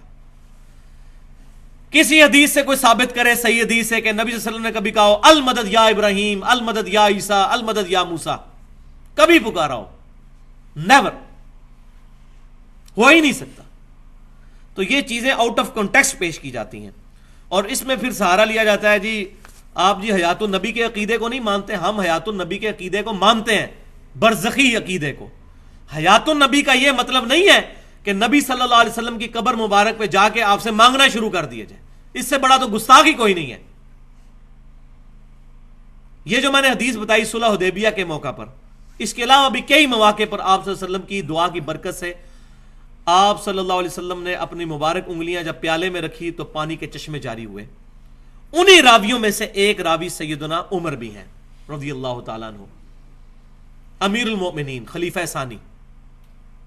انہوں نے نبی صلی اللہ علیہ وسلم سے ایک سفر کے دوران, بخاری اور مسلم کی متفق علیہ حدیث ہے, ریکویسٹ کی یا رسول اللہ صلی اللہ علیہ وسلم پانی نہیں ہے تو آپ یہ تھوڑا سا پانی کٹورے میں ہے, آپ اس پہ دعا کی, فرمائیں برکت کی, اپنے مبارک ہاتھ اس میں رکھیں. ہاتھ رکھے تو پانی کے چشمے جاری ہو گئے. اب سیدنا عمر سے زیادہ کون جانتا ہے کہ آپ صلی اللہ علیہ وسلم کی مبارک انگلیوں سے معجزے کے طور پر پانی کے چشمے جاری ہوئے. خود دیکھے. اب یہی حضرت عمر نبی صلی اللہ علیہ وسلم کی وفات کے بعد کیا عقیدہ رکھ رہے ہیں. صحیح بخاری کتاب الاستسقاء 1010 نمبر حدیث انٹرنیشنل نمبرنگ کے مطابق, سیدنا عمر رضی اللہ تعالیٰ عنہ قحط سالی کے زمانے میں انس بن مالک کہتے ہیں کہ دعا کرتے ہیں, اے اللہ جب تک تیرے نبی ہم میں موجود تھے صلی اللہ علیہ وسلم, ہم ان کو تیری بارگاہ میں وسیلے کے طور پر پیش کرتے تھے دعا کے لیے. آپ صلی اللہ علیہ وسلم کی دعا کی برکت سے بارش نازل ہوتی تھی. اب آپ صلی اللہ علیہ وسلم کے بعد ہم آپ صلی اللہ علیہ وسلم کے چچا کو لے کر آئے ہیں, اور پھر سیدنا عباس بن عبد المطلب حضور صلی اللہ علیہ وسلم کے چچا دعا کرتے تو بارش برس پڑتی. معاذ اللہ استغفر اللہ, نبی صلی اللہ علیہ وسلم وفات کے بعد آپ کا مرتبہ کوئی کم ہو گیا تھا؟ نہیں. اصل میں سیدنا عمر نے یہ عقیدہ دیا کہ زندگی میں کسی سے جا کر دعا کروانا اور چیز ہے، اور وفات کے بعد اس کے ساتھ کمیونیکیشن کرنا اور چیز ہے. ورنہ نبی صلی اللہ علیہ وسلم کے ہوتے ہوئے عباس بن عبد المطلب کو لانے کی ضرورت ہی نہیں تھی. اور وہ سیدنا عمر جن تک حدیث بھی پہنچی ہوئی ہے، ایسا نہیں کہ ان کو حدیث ہی نہیں پتا کہ آپ صلی اللہ علیہ وسلم کی مبارک انگلیوں سے پانی کے چشمے جاری ہوتے ہیں، تو آپ کٹورا لے کر پہنچ جاتے ہیں نا وہاں پر کہ یا رسول اللہ صلی اللہ علیہ وسلم، دنیا میں بھی آپ صلی اللہ علیہ وسلم کی مبارک انگلیوں سے پانی کے چشمے جاری ہوئے، اپنا قبر مبارک سے ہاتھ باہر نکالیں اور اپنا ہاتھ مبارک اس کٹورے میں رکھ دیں تاکہ پانی کے چشمے جاری ہو جائے. نہیں ہوا ایسے، بالکل نہیں ہوا. تو اس سے صحابہ کرام نے ہمیں یہ عقیدہ دیا کہ وفات کے بعد برزخی حیات کو دنیاوی زندگی پر قیاس کرنا بہت بڑی بے وقوفی ہے، اور یہ انسان کو بسا اوقات شرک کے دائرے کے اندر لے جاتی ہے. گستاخی تو ہوگی، شرک کے دائرے میں بھی انسان پہنچ جائے گا. تو یہ 3 بڑے شبہات. اب چوتھا شبہ، اب جب سارے معاملات ختم ہو جاتے ہیں نا، پھر وہ نا، چونکہ قرآن حدیث میں تو دلائل نہیں ہے، پھر بزرگوں کے واقعات سنانے شروع کر دیتے ہیں. فلاں بزرگ کا واقعہ، انہوں نے یہ کر دیا، فلاں نے یہ کر دیا، فلاں نے وہ یہ کر دیا. مسئلہ ہے کہ بھائیو، یہ واقعات اگر ماننے شروع کر دیں نا ہم، تو میں آپ کو الحمدللہ تمام مکاتب فکر سے بزرگوں کی ایسی ایسی کرامتیں سنا سکتا ہوں، ان کی اپنی لکھی ہوئی، کہ اگر وہ بریلوی کی ہوں گی تو دیوبندی کہے گا جی جھوٹ ہے، دیوبندی کی ہوں گی تو بریلوی کہے گا جھوٹ ہے، اہل حدیث کی ہوں گی تو یہ دونوں کہیں گے جھوٹ ہے، اہل حدیث ان دونوں کو جھوٹ کہیں گے. یہ مانیں گے بھی تو اپنے بزرگوں کی کرامتیں، اور کسی کی نہیں مانیں گے. تو جب آپ کسی اور کے بزرگ کی کرامت ماننے کے لیے تیار ہی نہیں ہے، تو ہمیں اپنے بزرگ کی کرامت پیش کرنے کی ضرورت نہیں ہے. ہمیں پھر اس بزرگ کی کرامت پیش کریں جو آپ میں اور ہم میں کامن ہے. امام کائنات، سید الاولین والآخرین، شفیع المذنبین، رحمت للعالمین، سیدنا و مولانا امام اعظم محمد رسول اللہ صلی اللہ علیہ وسلم. لائیں قرآن اور سنت سے پیش کریں، صحابہ کرام کے اجماع سے کوئی بات پیش کر دیں، اپنی قیاس رائیاں نہ کریں. یہ من گھڑت واقعات پیش کر کے کتاب و سنت کا جنازہ نہ نکالیں. تو یہ چوتھا شبہ یہ ہے کہ یا تو واقعات پیش کیے جاتے ہیں، پھر ضعیف قسم کی حدیثیں اور روایتیں اور من گھڑت قسم کی قصہ کہانی پیش کر کے قرآن کی واضح آیات کو کاؤنٹر کیا جاتا ہے. انا للہ و انا الیہ راجعون. یہ کتاب بھائیوں محفوظ ہے. دنیا میں کوئی حدیث آ جائے، 1 ارب حدیثیں بھی آ جائیں، اس کتاب پر پیش ہوں گی. اس سے نہیں ٹکرانی چاہیے. ایاک نستعین، دعا صرف اللہ ہی سے، بس. اب کوئی حدیث ایسی نہیں ہوگی جو قرآن کی اس آیت کو کاؤنٹر کر دے. وہ حدیث ہی نہیں ہوگی، وہ حدیث صحیح نہیں ہوگی اصول محدثین پر، میرے آپ کے کہنے پر نہیں، اصول محدثین پر. اب میں یہاں پر انصاف کا تقاضا سمجھتا ہوں کہ ایک چیز بیان کر دوں. انہی واقعات میں سے ایک واقعہ جو بہت مشہور ہے، اور ہمارے سب کانٹیننٹ میں 2 بھاری فرقے جو اپنے آپ کو فخری اہل سنت کہتے ہیں، حالانکہ اس طرح کے واقعات لکھ کے ان کو شرم کرنی چاہیے. اہل سنت کا یہ منہج ہے؟ اہل سنت کا یہ منہج نہیں ہو سکتا. اہل سنت کا منہج کتاب و سنت اجماع کو حجت ماننا ہے، اور جہاں کہیں ان تینوں چیزوں میں کوئی چیز نہ ملے پھر قیاس اور اجتہاد بھی کیا جا سکتا ہے. تو چونکہ وہ اپنے آپ کو فخری اہل سنت کہتے ہیں، تو اب اہل سنت کی یہ تعلیمات تو نہیں ہے. تو ہمارے سب کانٹیننٹ میں 2 بھاری فرقے، نمبر 1 بریلوی اور نمبر 2 دیوبندی. ان دونوں مکتبہ فکر کی 2 بڑی جماعتیں اس وقت پوری دنیا میں دعوت و تبلیغ کا کام کر رہی ہیں. بریلویوں کی دعوت اسلامی ہے، تقریباً 65 سے 70 ملکوں میں ان کا دعوت کا کام پھیل چکا ہے، بقول ان کے ٹی وی چینل بھی ان کا چل رہا ہے. اور دیوبندیوں کی تبلیغی جماعت ہے جن کا دعویٰ ہے کہ تقریباً 168 ملکوں میں ہمارے مراکز قائم ہو چکے ہیں. اب دونوں کے سلیبس میں جو کتابیں شامل ہیں، ان دونوں میں یہ واقعہ درج ہے. الیاس قادری صاحب جو دعوت اسلامی کے امیر ہیں، ان کی کتاب ہے فیضان سنت، اور اس کا چیپٹر ہے مصافحہ اور معانقہ کی سنتیں اور آداب، صفحہ نمبر 654. اور دیوبندی عالم شیخ ذکریہ سہارنپوری جن کا لکھا ہوا تبلیغی نصاب پوری دنیا میں لے کر تبلیغی جماعت گھومتی ہے اور پڑھ پڑھ کر سناتی ہے، فضائل درود والا چیپٹر اس کا، اور فضائل حج والا چیپٹر تبلیغی نصاب کا. اس میں فصل نمبر 9 کے صفحہ نمبر 130 کے اوپر فضائل حج میں شیخ ذکریہ صاحب یہ واقعہ لے کر آئے ہیں. انتہائی گستاخانہ واقعہ. وہ کہتے ہیں کہ شیخ احمد رفائی صاحب کہتے ہیں کہ 555 ہجری میں جب وہ حج سے فراغت کے بعد روضہ رسول پر حاضر ہوئے صلی اللہ علیہ وسلم، تو عربی کے 2 شعر قبر رسول پر جا کر پڑھے 555 ہجری میں، یعنی تقریباً 550 سال نبی صلی اللہ علیہ وسلم کو دنیا سے تشریف لے جائے ہوئے ہو چکے ہیں۔ 550 سال کے بعد شیخ احمد رفائی، جن سے یہ رفائی قادری سلسلہ بھی چلتا ہے، مصر کے اندر بہت زیادہ ہیں، کویت کے اندر بھی ہیں یہ لوگ، وہ کہتے ہیں جی قبر رسول پر وہ پہنچے، انہوں نے 2 عربی شعر پڑھے جن کا ترجمہ کچھ یوں تھا کہ دوری کی حالت میں اپنی روح کو آستانہ اقدس پر حاضری کے لیے بھیجتا تھا، تو اے اللہ کے رسول صلی اللہ علیہ وسلم، اب میں اپنا جسم بھی لے کر آپ صلی اللہ علیہ وسلم کے پاس آیا ہوں، تو آپ صلی اللہ علیہ وسلم اپنا دست مبارک اپنی قبر سے باہر نکالیں تاکہ میں اس دست مبارک کی زیارت کروں اور اس کو بوسہ دوں، ولیعوذ باللہ تعالی۔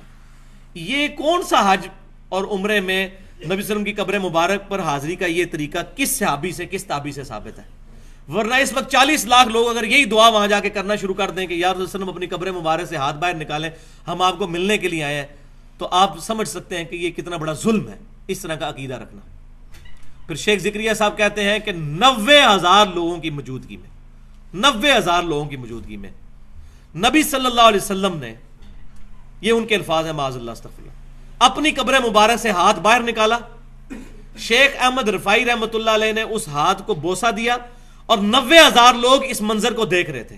شکر ہے یہ انہوں نے لکھ دیا تاکہ بعد والے تعویل بھی نہ کر سکیں یہ خواب کی بات ہو رہی ہے، یہ خواب نہیں ہے، بیداری کی بات ہے، کیونکہ 90,000 لوگ اکٹھا ایک تو خواب نہیں دیکھ رہے، 90,000 لوگوں نے یہ منظر دیکھا، اور پھر انہوں نے پکی مور لگائی ہے تاکہ کوئی بندہ سانس بھی نہ لے سکے۔ وہ کہتے ہیں انہی دیکھنے والوں میں شیخ عبد القادر جیلانی رحمۃ اللہ علیہ کا نام بھی ذکر کیا جاتا ہے تاکہ سارے سہم جائیں کہ اب شیخ عبد القادر جیلانی نے بھی یہ دیکھا ہے تو یہ تو جھوٹ نہیں ہو سکتا۔ لیکن واللہ یہ واقعہ 555 ہجری میں آج سے 900 سال پہلے کی بات ہو رہی ہے بھائیو۔ آج سے 100 سال پہلے بھی 90,000 کا مجمع مسجد نبوی میں نہیں آ سکتا تھا، آج سے 100 سال پہلے بھی، آج سے 50 سال پہلے بھی مسجد نبوی میں 90,000 کا مجمع نہیں آ سکتا تھا۔ 1955 میں یہ توسیع کا کام شروع ہوا ہے اور پھر شافات کے دور میں یہ کمپلیٹ ہوا ہے، اب جا کے اس میں کچھ بندے آتے ہیں 1,00,000 1.5 لاکھ کے قریب، اور پھر باہر والے سین بھی ملا کے تقریباً 4.5-5 لاکھ۔ تو 900 سال پہلے کہہ رہے ہیں 90,000، دیکھیں جھوٹ کے پاؤں ہی نہیں ہوتے، کتنا بڑا جھوٹ ہے۔ 9,000 لکھ دیتے تو شاید یہ کو قابو بھی آ جاتا، 90,000 لکھ کے تو جو ہے وہ اپنی نشانی چھوڑ دی، پتہ چل گیا۔ معاذ اللہ استغفر اللہ، یہ باتیں صحابہ کرام علیہم رضوان سے کیوں نہیں ظاہر ہوئیں؟ بخاری اور مسلم کی متفق علیہ حدیث ہے کہ آپ صلی اللہ علیہ وسلم کی وفات کے بعد جب صحابہ کرام علیہم رضوان میں اختلاف ہو گیا خلافت کے مسئلے میں، وہ ڈیٹیل بات ہے، یہاں ایڈریس کرنے کا محل نہیں ہے، تو صحابہ کرام علیہم رضوان آپس میں مشورے کے لیے اکٹھے ہوئے، بڑا اختلاف رہا ہوا، الٹیمیٹلی وہ چیزیں کنکلوڈ ہوئیں، لیکن کسی صحابی کو یہ وہم بھی نہیں ہوا کہ نبی صلی اللہ علیہ وسلم کا جسم مبارک تو ابھی چارپائی پہ رکھا ہوا ہے، دفنایا بھی نہیں ہے، تو رسول اللہ سے ہی جا کے پوچھ دیتے ہیں کہ یا رسول اللہ صلی اللہ علیہ وسلم آپ کے بعد ہم کس کو خلیفہ چنیں؟ آپ نے تو خلیفہ اپنا کسی کو نہیں بنایا اس قرآن کے علاوہ۔ وہ صحیح بخاری میں حدیث موجود ہے کہ آپ صلی اللہ علیہ وسلم نے قرآن کے مطابق عمل کرتے رہنے کی وصیت فرمائی تھی، کتاب المغازی میں 4460 نمبر حدیث ہے۔ کیوں؟ صحابی کو کبھی یہ وہم بھی نہیں آنا تھا، ان کو پتا تھا کہ آپ صلی اللہ علیہ وسلم اب برزخی حیات کے ساتھ ہے، اس دنیا کی حیات کے ساتھ نہیں ہے۔ اسی طریقے سے سیدہ عائشہ رضی اللہ تعالی عنہا جب گھر سے نکلی اجتہادی غلطی کے طور پر، اور الٹیمیٹلی اس کا انجام جو ہے جنگ جمل ہوا، تو نبی صلی اللہ علیہ وسلم کے حجرہ مبارک میں 47 سال تک اس قبر والے حجرے میں سیدہ عائشہ رہی ہیں۔ کسی ضعیف روایت سے کوئی بندہ ثابت کر دے کہ حضرت عائشہ نے کبھی نبی صلی اللہ علیہ وسلم سے قبر پہ ملاقات کی ہو یا آپ صلی اللہ علیہ وسلم کا ہاتھ مبارک آپ کے لیے باہر نکلا ہو۔ یہ بعد والے لوگ اتنے بڑے بڑے دعوے کرتے ہیں، اور پھر جب ہم ان کا نام لیتے ہیں ہمیں کہتے ہیں بزرگوں کے گستاخ ہیں۔ ہم کہتے ہیں ہم ہر اس شیطانی بزرگ کے گستاخ ہیں جو رسول اللہ کا گستاخ ہے۔ یہ ہمارے ایمان کا تقاضا ہے۔ رو اپنی قسمت کو اگر تم ایسے لوگوں کو اپنا بزرگ مانتے ہو، کل کو تم غلام احمد قادیانی کو بھی اپنا بزرگ مانو گے، اس کے ساتھ بھی اتنے لوگ لگے ہوئے ہیں، لاکھوں لوگ پاکستان میں اس کے ساتھ بھی اٹیچ ہیں۔ پاکستان کی سرزمین تو ویسے ہی بہت زرخیز ہے گمراہی کے لیے، کوئی بندہ جو ہے ایک ادھر ننگا بھی کپڑے اتار کے بھی کسی جنگل میں بیٹھ جائے اس کے ساتھ بھی 4 بندے لگ جاتے ہیں۔ تو ٹھیک ہے. تو یہ بزرگ، اور پھر کہتے ہیں بزرگوں کے گستاخ. ہم ان کو بزرگ ہی نہیں مانتے تو بزرگوں کی گستاخی کہاں سے ہوگی؟ آپ بتائیں گستاخان رسول بزرگ ہو سکتے ہیں؟ کبھی بھی نہیں. تو دو رزلٹ ہے، یا تو یہ گستاخان رسول تھے، انہوں نے جھوٹ بولا، اور یا پیچھے جھوٹ بول رہے ہیں جو ان کی طرف باتیں منسوب کر کے لکھ رہے ہیں. اب آپ کا فیصلہ ہے کہ کون سی بات مانتے ہیں. اگر ان کو گستاخ مانتے ہیں تو وہ فارغ، اور اگر ان کو صحیح مانتے ہیں اور ان کو جھوٹ مانتے ہیں تو یہ فارغ. تو دونوں طرف آپ کے بزرگ فارغ ہوتے ہیں. تو کتاب و سنت پر اپنے اعمال کی بنیاد رکھی جائے. تو صحیح احادیث یہ ذریعہ ہے حق تک پہنچنے کا، قرآن پاک کے بعد. ضعیف روایتیں اور واقعات نہیں. امام مسلم بن حجاج قشیری رحمۃ اللہ علیہ المتوفی 261 ہجری صحیح مسلم کے مقدمے میں تقریباً 100 روایتیں احادیثیں لے کے آئے ہیں اس زمن میں کہ صحیح حدیث کیوں ضروری ہے. پہلی حدیث یہی ہے، جس شخص نے میری طرف کوئی ایسی بات منسوب کی جو میں نے نہیں فرمائی وہ اپنا مقام دوزخ میں دیکھ لے. والعیاذ باللہ تعالی. پھر حدیث لے کر آئے کہ آخری زمانے میں ایسے لوگ پیدا ہوں گے جو تم سے ایسی ایسی حدیثیں بیان کریں گے جو تمہارے آباء و اجداد نے نہیں سنی ہوں گی. ان سے بچنا کہیں تمہیں فتنے میں مبتلا نہ کر دیں. اور یہ امام مسلم کہہ رہے ہیں کہ وہ آخری زمانہ میرا ہے، اسی لیے تو میں نے صحیح حدیثیں جمع کرنے کا ارادہ کیا. اب کسی کے آباء و اجداد ہے ہی ان پڑھ جاہل گزرے، نہ ان کو قرآن کا پتہ نہ ان کو حدیث کا پتہ، اور ان کو کوئی قرآن سے آیت بتائی جائے تو وہ کہیں گے یہ کہ ہم تو نئی نئی باتیں سن رہے ہیں، تو وہ تو جاہل ہے. یہ اہل علم کی بات ہو رہی ہے. واقعی ایسی حدیثیں پھر بیان کرتے ہیں، نہ بخاری میں ہوتی ہیں، نہ مسلم میں ہوتی ہیں، نہ ترمذی میں، نہ ابو داؤد میں، نہ نسائی میں، نہ ابن ماجہ میں، نہ الموطا امام مالک میں، نہ مسند امام احمد میں. ان 8 کتابوں میں تو حدیثیں نہیں ہوتی ہیں. اور دور دراز کی کتابوں میں جن کا شاہ ولی اللہ دہلوی رحمۃ اللہ علیہ نے حجت اللہ البالغہ میں بڑی ڈیٹیل کے ساتھ رد کیا ہے کہ ان کتابوں کا اور ان صحیح احادیث کی کتابوں کا زمین و آسمان کا فرق ہے. تو صحیح حدیث کے اوپر بنیاد رکھنی ہوگی. اب صحیح احادیث کے حوالے سے میں 3 مثالیں پیش کرنا یہاں ضروری سمجھتا ہوں تاکہ ہمیں مسئلہ بالکل کلیئر ہو جائے. پہلی مثال مسند امام احمد سے کہ امام کائنات صلی اللہ علیہ وسلم کے پاس ایک صحابی حاضر ہوئے. انہوں نے کہہ دیا یا رسول اللہ ما شاء اللہ و شئت، اے اللہ کے رسول جو اللہ چاہے اور جو آپ چاہیں. آپ صلی اللہ علیہ وسلم نے فرمایا اجعلتنی للہ ندا، کیا تم نے مجھے اللہ کے مقابل کھڑا کر دیا ہے؟ قل بل ما شاء اللہ وحدہ، بلکہ یہ کہو کہ جو اکیلا اللہ چاہے. اب اس صحابی نے پاکستانی مولوی کی طرح یہ نہیں کیا کہ اے اللہ کے رسول میں آپ کو مستقل بالذات نہیں سمجھ کے پکار رہا، میں غیر مستقل بالذات سمجھ کر اور محدود اور عطائی کے تحت باذن اللہ آپ کو پکار رہا ہوں، تو آپ نے مجھے کیوں کہہ دیا کہ مجھے اللہ کے مقابلے پہ کھڑا کر دیا؟ یہ نہیں انہوں نے کہا. ان کو پتا تھا نیت جو کچھ بھی ہو، جو چیز اللہ نے اپنے ساتھ خاص کر لی ہے وہ مخلوق میں اذن کے ساتھ ماننا بھی شرک ہے. اللہ کے اذن کے ساتھ کسی کی عبادت ہو سکتی ہے؟ نہیں. حضرت آدم علیہ السلام کی عبادت نہیں ہوئی تھی، وہ سجدہ تعظیمی تھا. سجدہ عبادت ہمیشہ ہی حرام رہا ہے. سجدہ تعظیمی پچھلی امتوں میں جائز تھا، اس امت میں وہ بھی حرام ہو گیا. اللہ کا شکر ہے حرام ہوا، ورنہ یہ لوگ جو اب اس قدر شرک کر رہے ہیں ان کے پاس بہت بڑی دلیل موجود ہوتی. دوسری مثال جامعہ ترمذی میں سیدنا ابن عباس رضی اللہ تعالیٰ عنہ کو نبی صلی اللہ علیہ وسلم نے وصیت فرماتے ہوئے کہا اپنی سواری کے پیچھے بٹھا کر، اے بیٹے اللہ کے احکام کی حفاظت کر، اللہ تیری حفاظت فرمائے گا. اللہ کے حقوق کا خیال رکھ، تو اپنے رب کو اپنے سامنے پائے گا جب بھی مصیبت آئے گی تو. اور جب تجھے سوال کرنا ہو تو صرف اللہ سے سوال کرنا، اور جب مدد طلب کرنی ہو تو صرف اللہ سے مدد طلب کرنا. اور پھر ساتھ کیا ارشاد فرمایا، جان لے اگر پوری امت جمع ہو کر تجھے ذرے کے برابر فائدہ پہنچانا چاہے اور اللہ نہ چاہے تو نہیں پہنچا سکتی، اور پوری امت مل کر تجھے ذرے کے برابر نقصان پہنچانا چاہے اور اللہ نہ چاہے تو نہیں پہنچا سکتی. تقدیر کے صحیفے لکھ کر خشک ہو چکے اور قلم اٹھا لیے گئے. اس حدیث کو امام ترمذی نے کہا ھذا حدیث حسن صحیح، یہ صحیح حدیث ہے.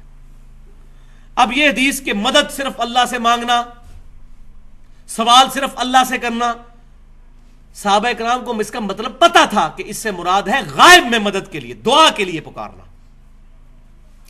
ورنہ جس طرح آج کا مولوی اپنے ماننے والوں کو سکھا رہا ہوتا ہے، دیکھو جی جب ہم پانی میں ڈوب رہے ہوں تو کسی کو مدد کے لیے نہ پکارے؟ اس صحابی نے تو نہیں کہا یا رسول اللہ صلی اللہ علیہ وسلم مجھے بھوک لگی ہو تو میں اپنی ماں سے روٹی نہ مانگوں، آپ کہہ رہے ہیں کہ اللہ ہی سے مانگنا، تو میں روٹی اللہ سے مانگوں؟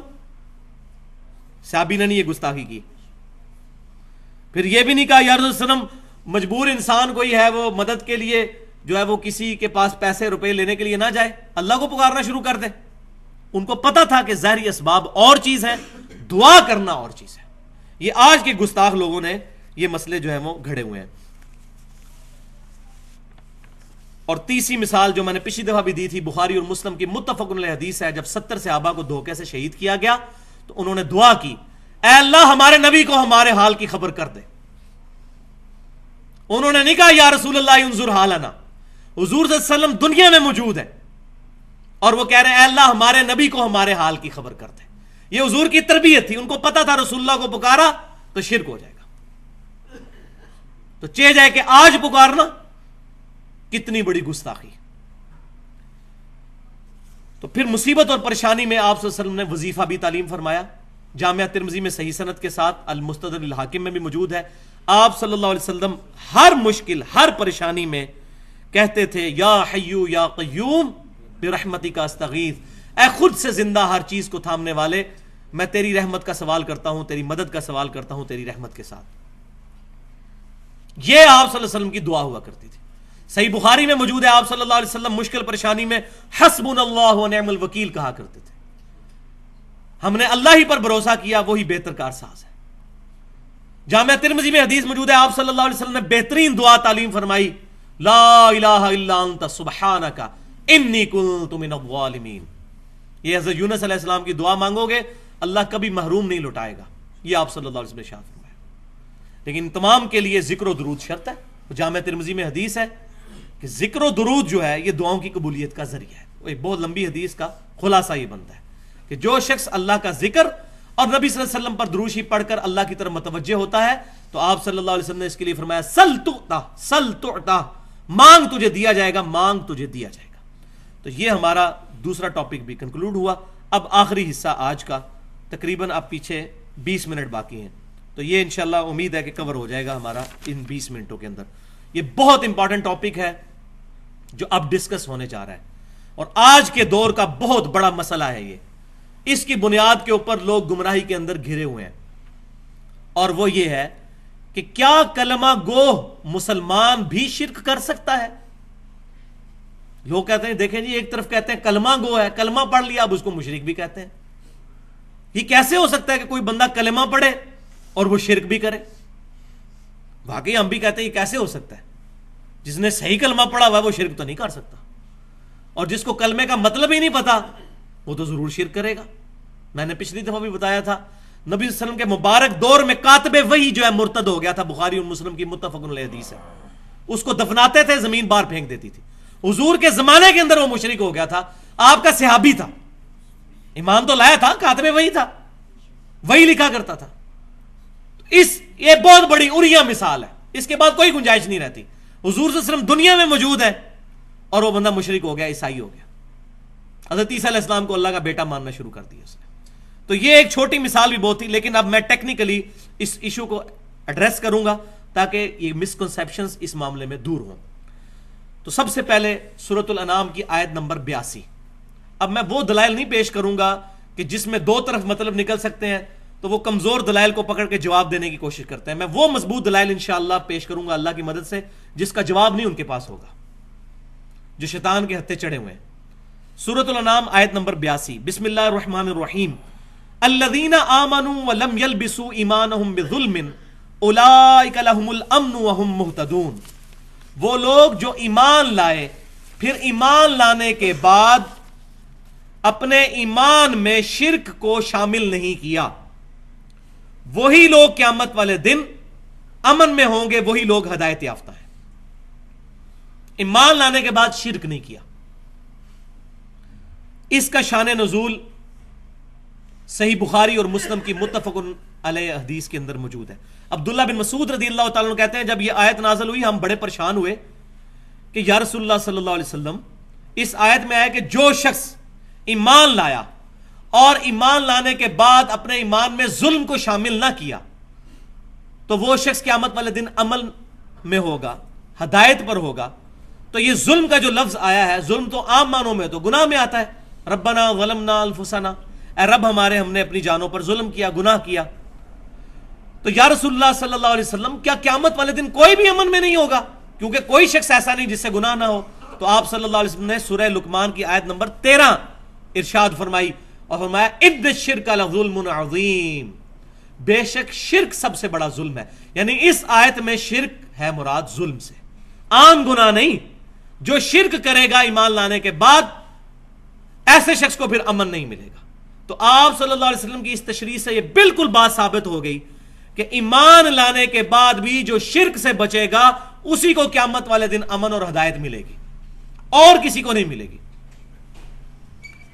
پھر صحیح مسلم میں حدیث ہے, امام کائنات صلی اللہ علیہ وسلم نے بیان فرمایا, جس مسلمان کے جنازے میں 40 ایسے لوگ شریک ہوں جو اللہ کے ساتھ شرک نہ کرتے ہوں, تو اللہ تعالیٰ ان 40 بندوں کی شفاعت اس کے حق میں قبول کر لے گا.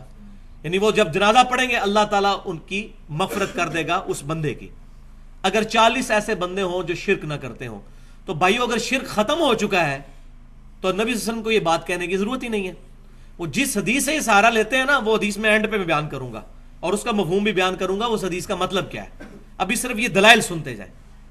تو جو بندہ جنازہ پڑھنے کے لیے آتا ہے, مسلمان ہی جنازہ پڑھتا ہے, اور تو کوئی جنازہ پڑھنے کے لیے نہیں آتا. پھر صحیح بخاری اور مسلم کی متفق علیہ حدیث ہے, یہ بالکل کرٹیکل حدیث ہے اس حوالے سے, تم لوگ بھی اگلے لوگوں کے راستے پر چل پڑو گے, قدم با قدم, بالشت بر بالشت, حتیٰ کہ اگلے لوگوں میں سے کوئی شخص گوہ کے سوراخ میں داخل ہوا تو تم لوگ بھی وہی کام کرو گے. یعنی اپنے امتیوں کو آپ صلی اللہ علیہ وسلم بیان فرما رہے ہیں. صحابہ کرام نے پوچھا یا رسول اللہ صلی اللہ علیہ وسلم, یہ اگلے لوگ جو گزر چکے اس سے مراد یہودی اور عیسائی ہیں؟ آپ نے فرمایا اگر وہ مراد نہیں تو پھر کون لوگ مراد ہیں؟ یعنی جو جو خرابیاں یہودیوں اور عیسائیوں میں پیدا ہوئیں تم میں بھی پیدا ہوں گی. اب یہ حدیث پیش کر کے ہمارے پاکستان میں ایک بہت بڑے عالم ہیں جو ہر سال توحید کانفرنس کر رہے ہیں, اور اس کانفرنس کا مقصد اثبات توحید نہیں ہوتا بلکہ شرک کی تمام اقسام کو قرآن حدیث سے ثابت کرنا ہوتا ہے, ڈاکٹر آصف اشرف جلالی صاحب. اور توحید کانفرنس میں یہ حدیث انہوں نے بیان کی ہے, وہ پورا میں نے ان کا میگزین پڑھا ہے, وہ اخبار جس کے اندر آیا ہے. وہ کہتے ہیں جی یہ جو حدیث ہے نا, تم بھی اگلے لوگوں کے راستے پہ چل پڑو گے, اس سے مراد یہ نہیں ہے کہ یہود و نصارہ کی طرح یہ امت شرک کرنا شروع کر دے گی. اس سے مراد یہ ہے کہ یہ جس طرح انگریز فیشن کریں گے, یہود و نصارہ جو جو لباس پہنتے ہیں مسلمان بھی وہی لباس پہننا شروع کر دیں گے, وہی حرکتیں شروع کر دیں. عقیدے کی بات نہیں ہو رہی, حالانکہ اس حدیث میں تو ایسی بات کوئی نہیں ہے, کیٹاگوریکل مینشن ہے, مطلقاً ہے. لیکن وہ کہتے ہیں اس سے مراد یہ ہے. For the sake of argument ہم ایگری کرتے ہیں. لیکن بھائیو الحمدللہ کتب احادیث کے اندر اس حدیث کا موقع اور محل بھی, شان فرمان بھی موجود ہے کہ کس جگہ پر آپ نے یہ بات ارشاد فرمائی تھی. وہ جامعہ ترمذی کے اندر صحیح سند کے ساتھ حدیث موجود ہے. ابو واقد رضی اللہ تعالیٰ عنہ کہتے ہیں جب ہم غزوہ حنین کے لیے جا رہے تھے تو راستے میں ایک درخت آیا جس کو ذات انوات کہا جاتا تھا, جس پر مشرکین جنگ میں فتح کے لیے برکت کے طور پر اپنا اسلحہ لٹکایا کرتے تھے. تو صحابہ کرام میں سے کچھ نے عرض کیا یا رسول اللہ صلی اللہ علیہ وسلم, آپ بھی ہمارے لیے کوئی ایسا درخت مقرر فرما دیں جہاں پر ہم اپنا اسلحہ لٹکا لیا کریں برکت کے لیے, جس طرح یہ مشرکین کرتے ہیں. تو آپ صلی اللہ علیہ وسلم نے کہا سبحان اللہ, یہ جو جملہ بولا جاتا ہے یعنی اللہ پاک ہے, اس کو آپ بریکٹ میں سمجھ لیں, معذوف ہے سبحان اللہ عما یشرکون, اللہ پاک ہے اس شرک سے جو لوگ کرتے ہیں. سبحان اللہ, اللہ پاک ہے. تم نے تو آج وہی بات کر دی جو موسیٰ علیہ السلام کے امتیوں نے کہی تھی.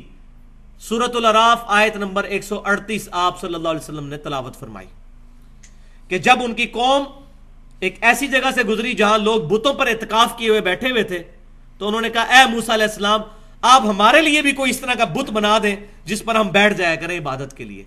تو آپ صلی اللہ علیہ وسلم نے اس کو بت کے ساتھ تشبیہ دی. دیکھیں درخت کو, آج بھی ہو رہا ہے, آپ دیکھ لیں یہ جتنے مزارات ہیں درخت ہیں ان کے ساتھ ٹاکیاں بھی وہ باندھی ہوئی ہوتی ہیں کپڑے کی مختلف اور منتیں مانی, بالکل سیم وہی چیز چل رہی ہے.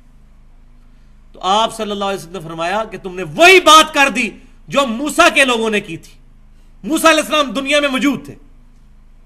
پھر آپ نے یہی بات ارشاد فرمائی جو بخاری اور مسلم میں ہے, تم بھی اس ذات کی قسم جس کے قبضہ قدرت میں میری جان ہے, قسم اٹھا کے اللہ کے نبی کہہ رہے ہیں, تم بھی اسی راستے پر چل پڑو گے جس پر پچھلے لوگ چلے تھے, جو پہلے لوگ گزر چکے. اب آپ صلی اللہ علیہ وسلم کے یہ حدیث کا کانٹیکسٹ ہی بتا رہا ہے کہ شرک کے حوالے سے, اب تو گنجائش ہی نہیں رہ جاتی کوئی بندہ انکار کرے. تو حدیث کی حفاظت کرتی ہے, کوئی باطل اس میں داخل نہیں ہو سکتا. پھر صحیح بخاری اور مسلم کی متفق علیہ حدیث ہے, سیدہ عائشہ کہتی ہیں حضور صلی اللہ علیہ وسلم کے بیماری کے دن تھے آخری, اور حضور کی 2 بیویاں بیٹھ کے گفتگو کر رہی ہیں, ام سلمہ اور ام حبیبہ رضی اللہ تعالی عنہن, کہ جب ہم حبشہ گئے تھے ہم نے ماریا نام کا ایک گرجا دیکھا تھا جہاں بہت تصویریں لٹکی ہوئی تھی. تو نبی صلی اللہ علیہ وسلم جلال میں آئے, آپ صلی اللہ علیہ وسلم نے فرمایا یہی تو ان لوگوں میں خرابی تھی, جب ان میں کوئی نیک آدمی فوت ہو جاتا تھا تو وہ اس کی قبر پر مسجد بنا لیتے تھے, پھر وہاں اس کی تصویریں لٹکا لیتے تھے اور وہاں پر سجدے شروع کر دیتے تھے. قیامت والے دن اللہ کے حضور بدترین مخلوق ہوں گے یہ لوگ, بدترین مخلوق, والعیاذ باللہ. یہ بخاری اور مسلم کی متفق علیہ حدیث ہے. پھر صحیح مسلم کی حدیث ہے, یہ ہمارا پورا ریسرچ پیپر اس پہ چھپ چکا ہے, رسول اللہ کی آخری وصیت ہے, وہ انشاءاللہ ربیع الاول پہ ایڈریس بھی کریں گے اس کو ڈیٹیل کے ساتھ, کہ آپ صلی اللہ علیہ وسلم نے وفات سے 5 دن پہلے, صحیح مسلم کے الفاظ ہیں, جندب رضی اللہ تعالیٰ عنہ کہتے ہیں 5 دن پہلے حضور نے ہمیں ایک بات ارشاد فرمائی, دیکھنا تم سے پہلے جو لوگ تھے ان میں کوئی نیک آدمی فوت ہو جاتا تھا, لوگ اس کی قبر پہ سجدے شروع کر دیتے تھے, خبردار میں تمہیں منع کرتا ہوں یہ بات نہ کرنا. اور پھر بخاری اور مسلم کی متفق علیہ حدیث, حضور صلی اللہ علیہ وسلم کے بارے میں سیدہ عائشہ کہتی ہیں جب جس بیماری میں آپ کی وفات ہوئی, آپ صلی اللہ علیہ وسلم اپنی چادر اپنے سر مبارک سے اتارتے تھے, چہرہ مبارک سے ہٹاتے تھے, اور بار بار یہ کہتے تھے لعنت اللہ علی الیہود والنصارى اتخذوا قبور انبیائہم مساجدا, اللہ کی لعنت ہو یہودیوں اور عیسائیوں پر, انہوں نے اپنے نبیوں کی قبروں کو سجدہ گاہ بنا لیا تھا, والعیاذ باللہ تعالی. اس کے آگے حضرت عائشہ کے کامنٹس ہیں بخاری اور مسلم میں جو اس حوالے سے کلیئر کریں گے مسئلے کو. سیدہ عائشہ کہتی ہیں اگر ہمیں یہ ڈر نہ ہوتا کہ لوگ رسول اللہ کی قبر پر سجدے شروع کر دیں گے تو ہم آپ صلی اللہ علیہ وسلم کی قبر مبارک کو زائرین کی زیارت کے لیے عام کھول دیتے, لیکن ہمیں ڈر تھا, اور حضور صلی اللہ علیہ وسلم بھی ہمیں اسی بات سے ڈرا رہے تھے. حضرت عائشہ کو تو ڈر تھا شرک کا, پاکستان کے مولوی کو 1400 سال بعد کوئی ڈر ہی نہیں ہے. ان سے زیادہ کون نبی صلی اللہ علیہ وسلم کی باتوں کا فہم رکھنے والا تھا.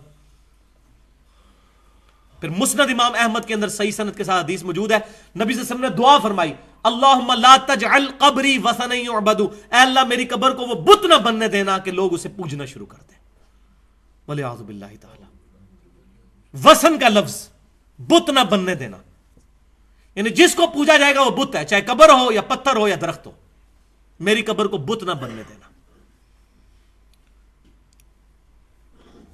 تو یہ احادیث تھیں جو بالکل یہ بات کلیئر کرتی ہیں کہ آپ صلی اللہ علیہ وسلم کو بھی خدشہ تھا, صحابہ کرام کو بھی خدشہ تھا.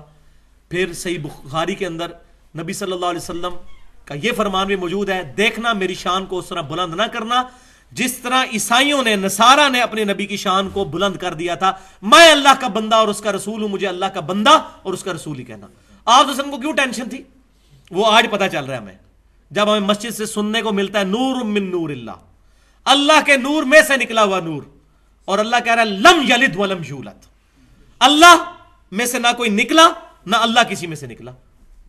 یہ صحیح ترجمہ ہے اس کا, بالکل اپروپریٹ ٹرانسلیشن, نور من نور اللہ.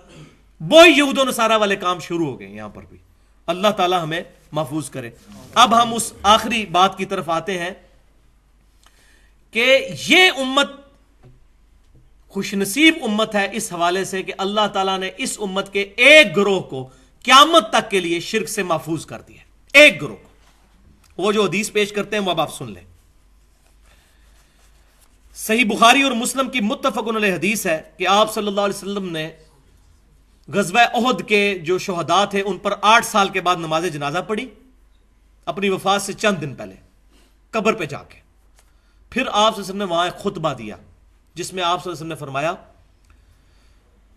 مجھے تمہارے بارے میں شرک کا خدشہ نہیں ہے, البتہ مجھے یہ ڈر ہے کہ تم دنیا کے مال کے اندر دنیا میں رغبت کرنا شروع کر دو گے. اس حدیث کو پیش کر کے کہتے ہیں کہ آپ صلی اللہ علیہ وسلم نے چونکہ فرما دیا کہ مجھے شرک کا خدشہ نہیں ہے, لہذا شرک بالکل ختم ہو گیا. تو پہلی بات یہ ہے کہ اس خطبے کے بعد وہ حدیث آتی ہے جو آپ کی وفات سے جسٹ پہلے بستر مرگ پر ہے کہ اللہ کی لعنت ہو یہود و نصارہ پر, انہوں نے اپنے نبیوں کی قبروں کو سجدہ گاہ بنا لیا تھا. اور حضرت عائشہ کہہ رہی ہیں کہ رسول اللہ صلی اللہ علیہ وسلم ہمیں ڈرا رہے تھے کہ یہ کام نہ کرنا. اگر اللہ نے آپ کو گارنٹی دے دی تھی کہ امت شرک نہیں کرے گی تو حضور کو ڈرانے کی کیا ضرورت تھی؟ کیا اللہ تعالیٰ پر ایمان نہیں تھا نبی صلی اللہ علیہ وسلم کا؟ نعوذ باللہ. ان سے بڑھ کر کون کامل الایمان ہو سکتا ہے؟ وہ مطلب جو لیا گیا اس حدیث سے وہ یہ نہیں ہے. یہ آپ اس حدیث کو غور سے سنیں کہ مجھے تم سے خدشہ نہیں شرک کا.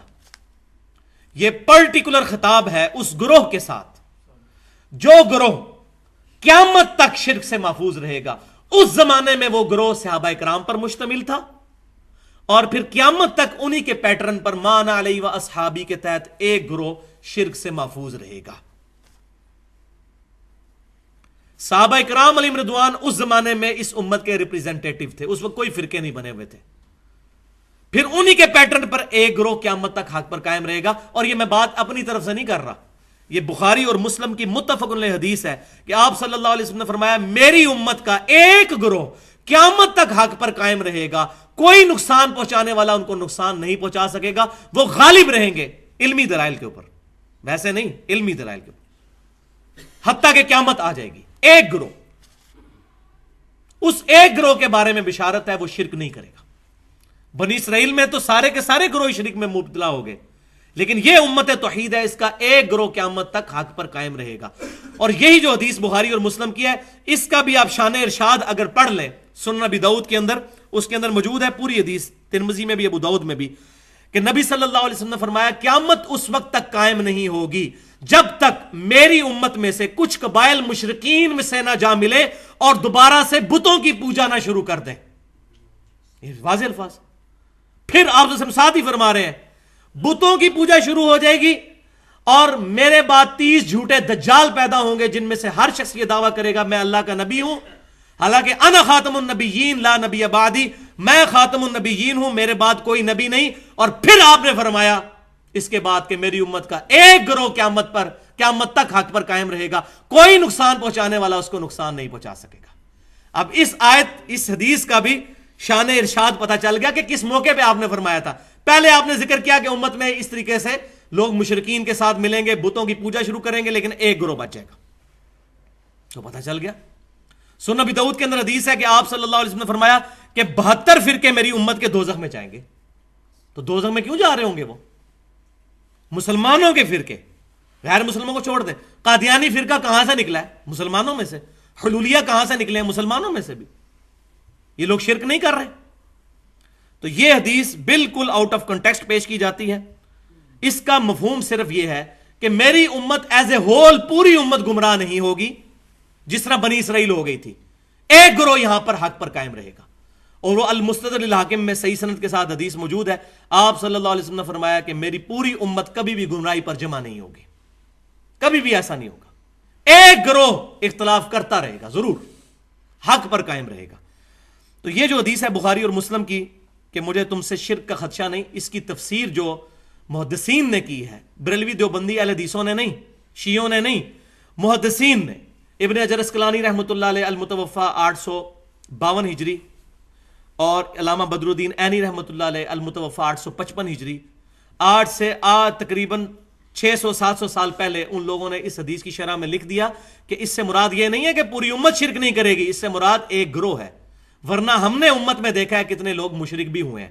یہ ان ائمہ نے بھی اپنی کتابوں کے اندر, فتح الباری کے اندر اور عمدۃ القاری کے اندر, محدثین نے یہ ڈیٹیل کے ساتھ لکھ دیا. اور میں نے الحمدللہ اس کی بھی حاجت نہیں, دلائل کے ساتھ یہ بات بالکل واضح کر دی ہے. تو آپ صلی اللہ علیہ وسلم نے فرمایا میری امت کا ایک گروہ قیامت تک حق پر قائم رہے گا, کوئی نقصان پہنچانے والا ان کو نقصان نہیں پہنچائے گا. تو ایک گروہ کی گارنٹی ہے, وہ نبی صلی اللہ علیہ وسلم کے زمانے میں صحابہ کرام تھے. آپ صلی اللہ علیہ وسلم کے بعد آپ صلی اللہ علیہ وسلم کے صحابہ کے پیٹرن پر قیامت تک ایک گروہ حق پر قائم رہے گا.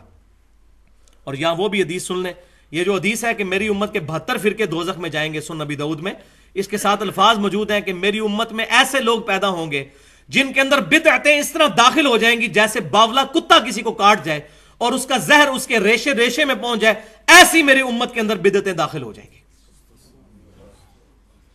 اور پھر ان بدعتوں کا انجام کیا ہونا ہے؟ وہ بخاری اور مسلم کی متفق علیہ حدیث ہے، قیامت والے دن میرے حوض کوثر پہ کچھ لوگ لائے جائیں گے جن کو میں پہچانتا ہوں گا. کیوں؟ کہ مسلمانوں کے اعضائے وضو چمک رہے ہوں گے قیامت والے دن، قادیانیوں کے بھی چمک رہے ہوں گے. وہ تو پورے صراط پہ فیصلہ ہوگا نا کہ کون واقعی مسلمان ہے اور کون نام کا مسلمان ہے. قادیانی بھی اپنے آپ کو مسلمان ہی سمجھتے ہیں نا. تو میں اعضائے وضو کے چمکنے کی وجہ سے ان کو پہچان لوں گا. تو میرے حوض کوثر پہ جب وہ لوگ لائے جائیں گے، میں ان کو حوض کوثر سے جام پلانے لگوں گا تو ان کے اور میرے درمیان ایک دیوار کھڑی کر دی جائے گی. وَلِعَاذُ بِاللَّهِ تعالی. میں کہوں گا اللہ یہ میرے امتی ہیں، یہ میرے ساتھی ہیں. تو نبی صلی اللہ علیہ وسلم کو کہا جائے گا اے اللہ کے رسول، آپ کو نہیں پتا آپ کے بعد ان لوگوں نے دین میں بدعتیں جاری کر دی تھیں اور دین سے الٹے قدم پھر گئے تھے. تو آپ صلی اللہ علیہ وسلم فرماتے ہیں میں کہوں گا سحقن سحقن لمن غیر بعدی سحقن سحقن لمن بدل بعدی. ان پر پھٹکارو، ان کو مجھ سے دور کر دو جنہوں نے میری وفات کے بعد میرے دین کو بدل دیا، جنہوں نے میری وفات کے بعد میرا دین ٹیمپر کر دیا. ان کو مجھ سے دور کر دو، کوئی شفاعت نہیں ہوگی ان لوگوں کی. تو یہ جو کہتے ہیں جی اب شرک تو امتی کر ہی نہیں سکتا، کتنے مسلمانوں کے گروہ ہیں اس وقت جن کو سارے مشرک کہتے ہیں. ایران کے اندر ایک گروہ ہے نصیریہ فرقہ جو سیدنا علی کے لیے الوہیت کا عقیدہ رکھتا ہے، حضرت علی کو اللہ مانتا ہے. پوری دنیا کے شیعہ اس کو کافر کہتے ہیں، اس گروہ کو. اہل سنت بھی کافر کہتے ہیں. حلولیہ کا گروہ کہ اللہ تعالیٰ بندے میں حلول کر جاتا ہے، پینتھیزم کا عقیدہ، یہ بھی کفری عقیدہ، شرکی عقیدہ. اس طرح کے کئی عقیدے ہو گزرے ہیں مسلمانوں میں، ایسے گروہ ہو گزرے ہیں. اور آج پاکستان کی سرزمین جو ہے وہ خاص طور پر اس معاملے میں بہت زرخیز ہے. یہاں پر گمراہی کے اعتبار سے یہاں کتنے لوگ موجود ہیں جو غیر اللہ کو دعا کے لیے پکارتے ہیں. اللہ تعالیٰ سے دعا ہے کہ ہمیں کتاب و سنت کی تعلیمات پر عمل کرنے کی توفیق عطا فرمائے اور شیطان کے یہ جو اوچھے ہتھ کنڈے ہیں ان سے محفوظ فرمائے. ہر مصیبت ہر پریشانی میں صرف اپنے رب کو پکارنے کی توفیق عطا فرمائے. یا حیو یا قیوم برحمتک استغیث. جو بات میں نے کی حق بات، اللہ تعالیٰ ہمارے دلوں میں راسخ فرمائے. اگر میری منہ سے کوئی ایسی بات نکلی ہو جو کتاب و سنت اور اجماع کے خلاف ہے، ہمارے دلوں سے اللہ تعالیٰ محو کر دے. سبحانک اللہم و بحمدک اشہد ان لا الہ الا انت استغفرک و اتوب الیک وما علینا الا البلاغ المبین.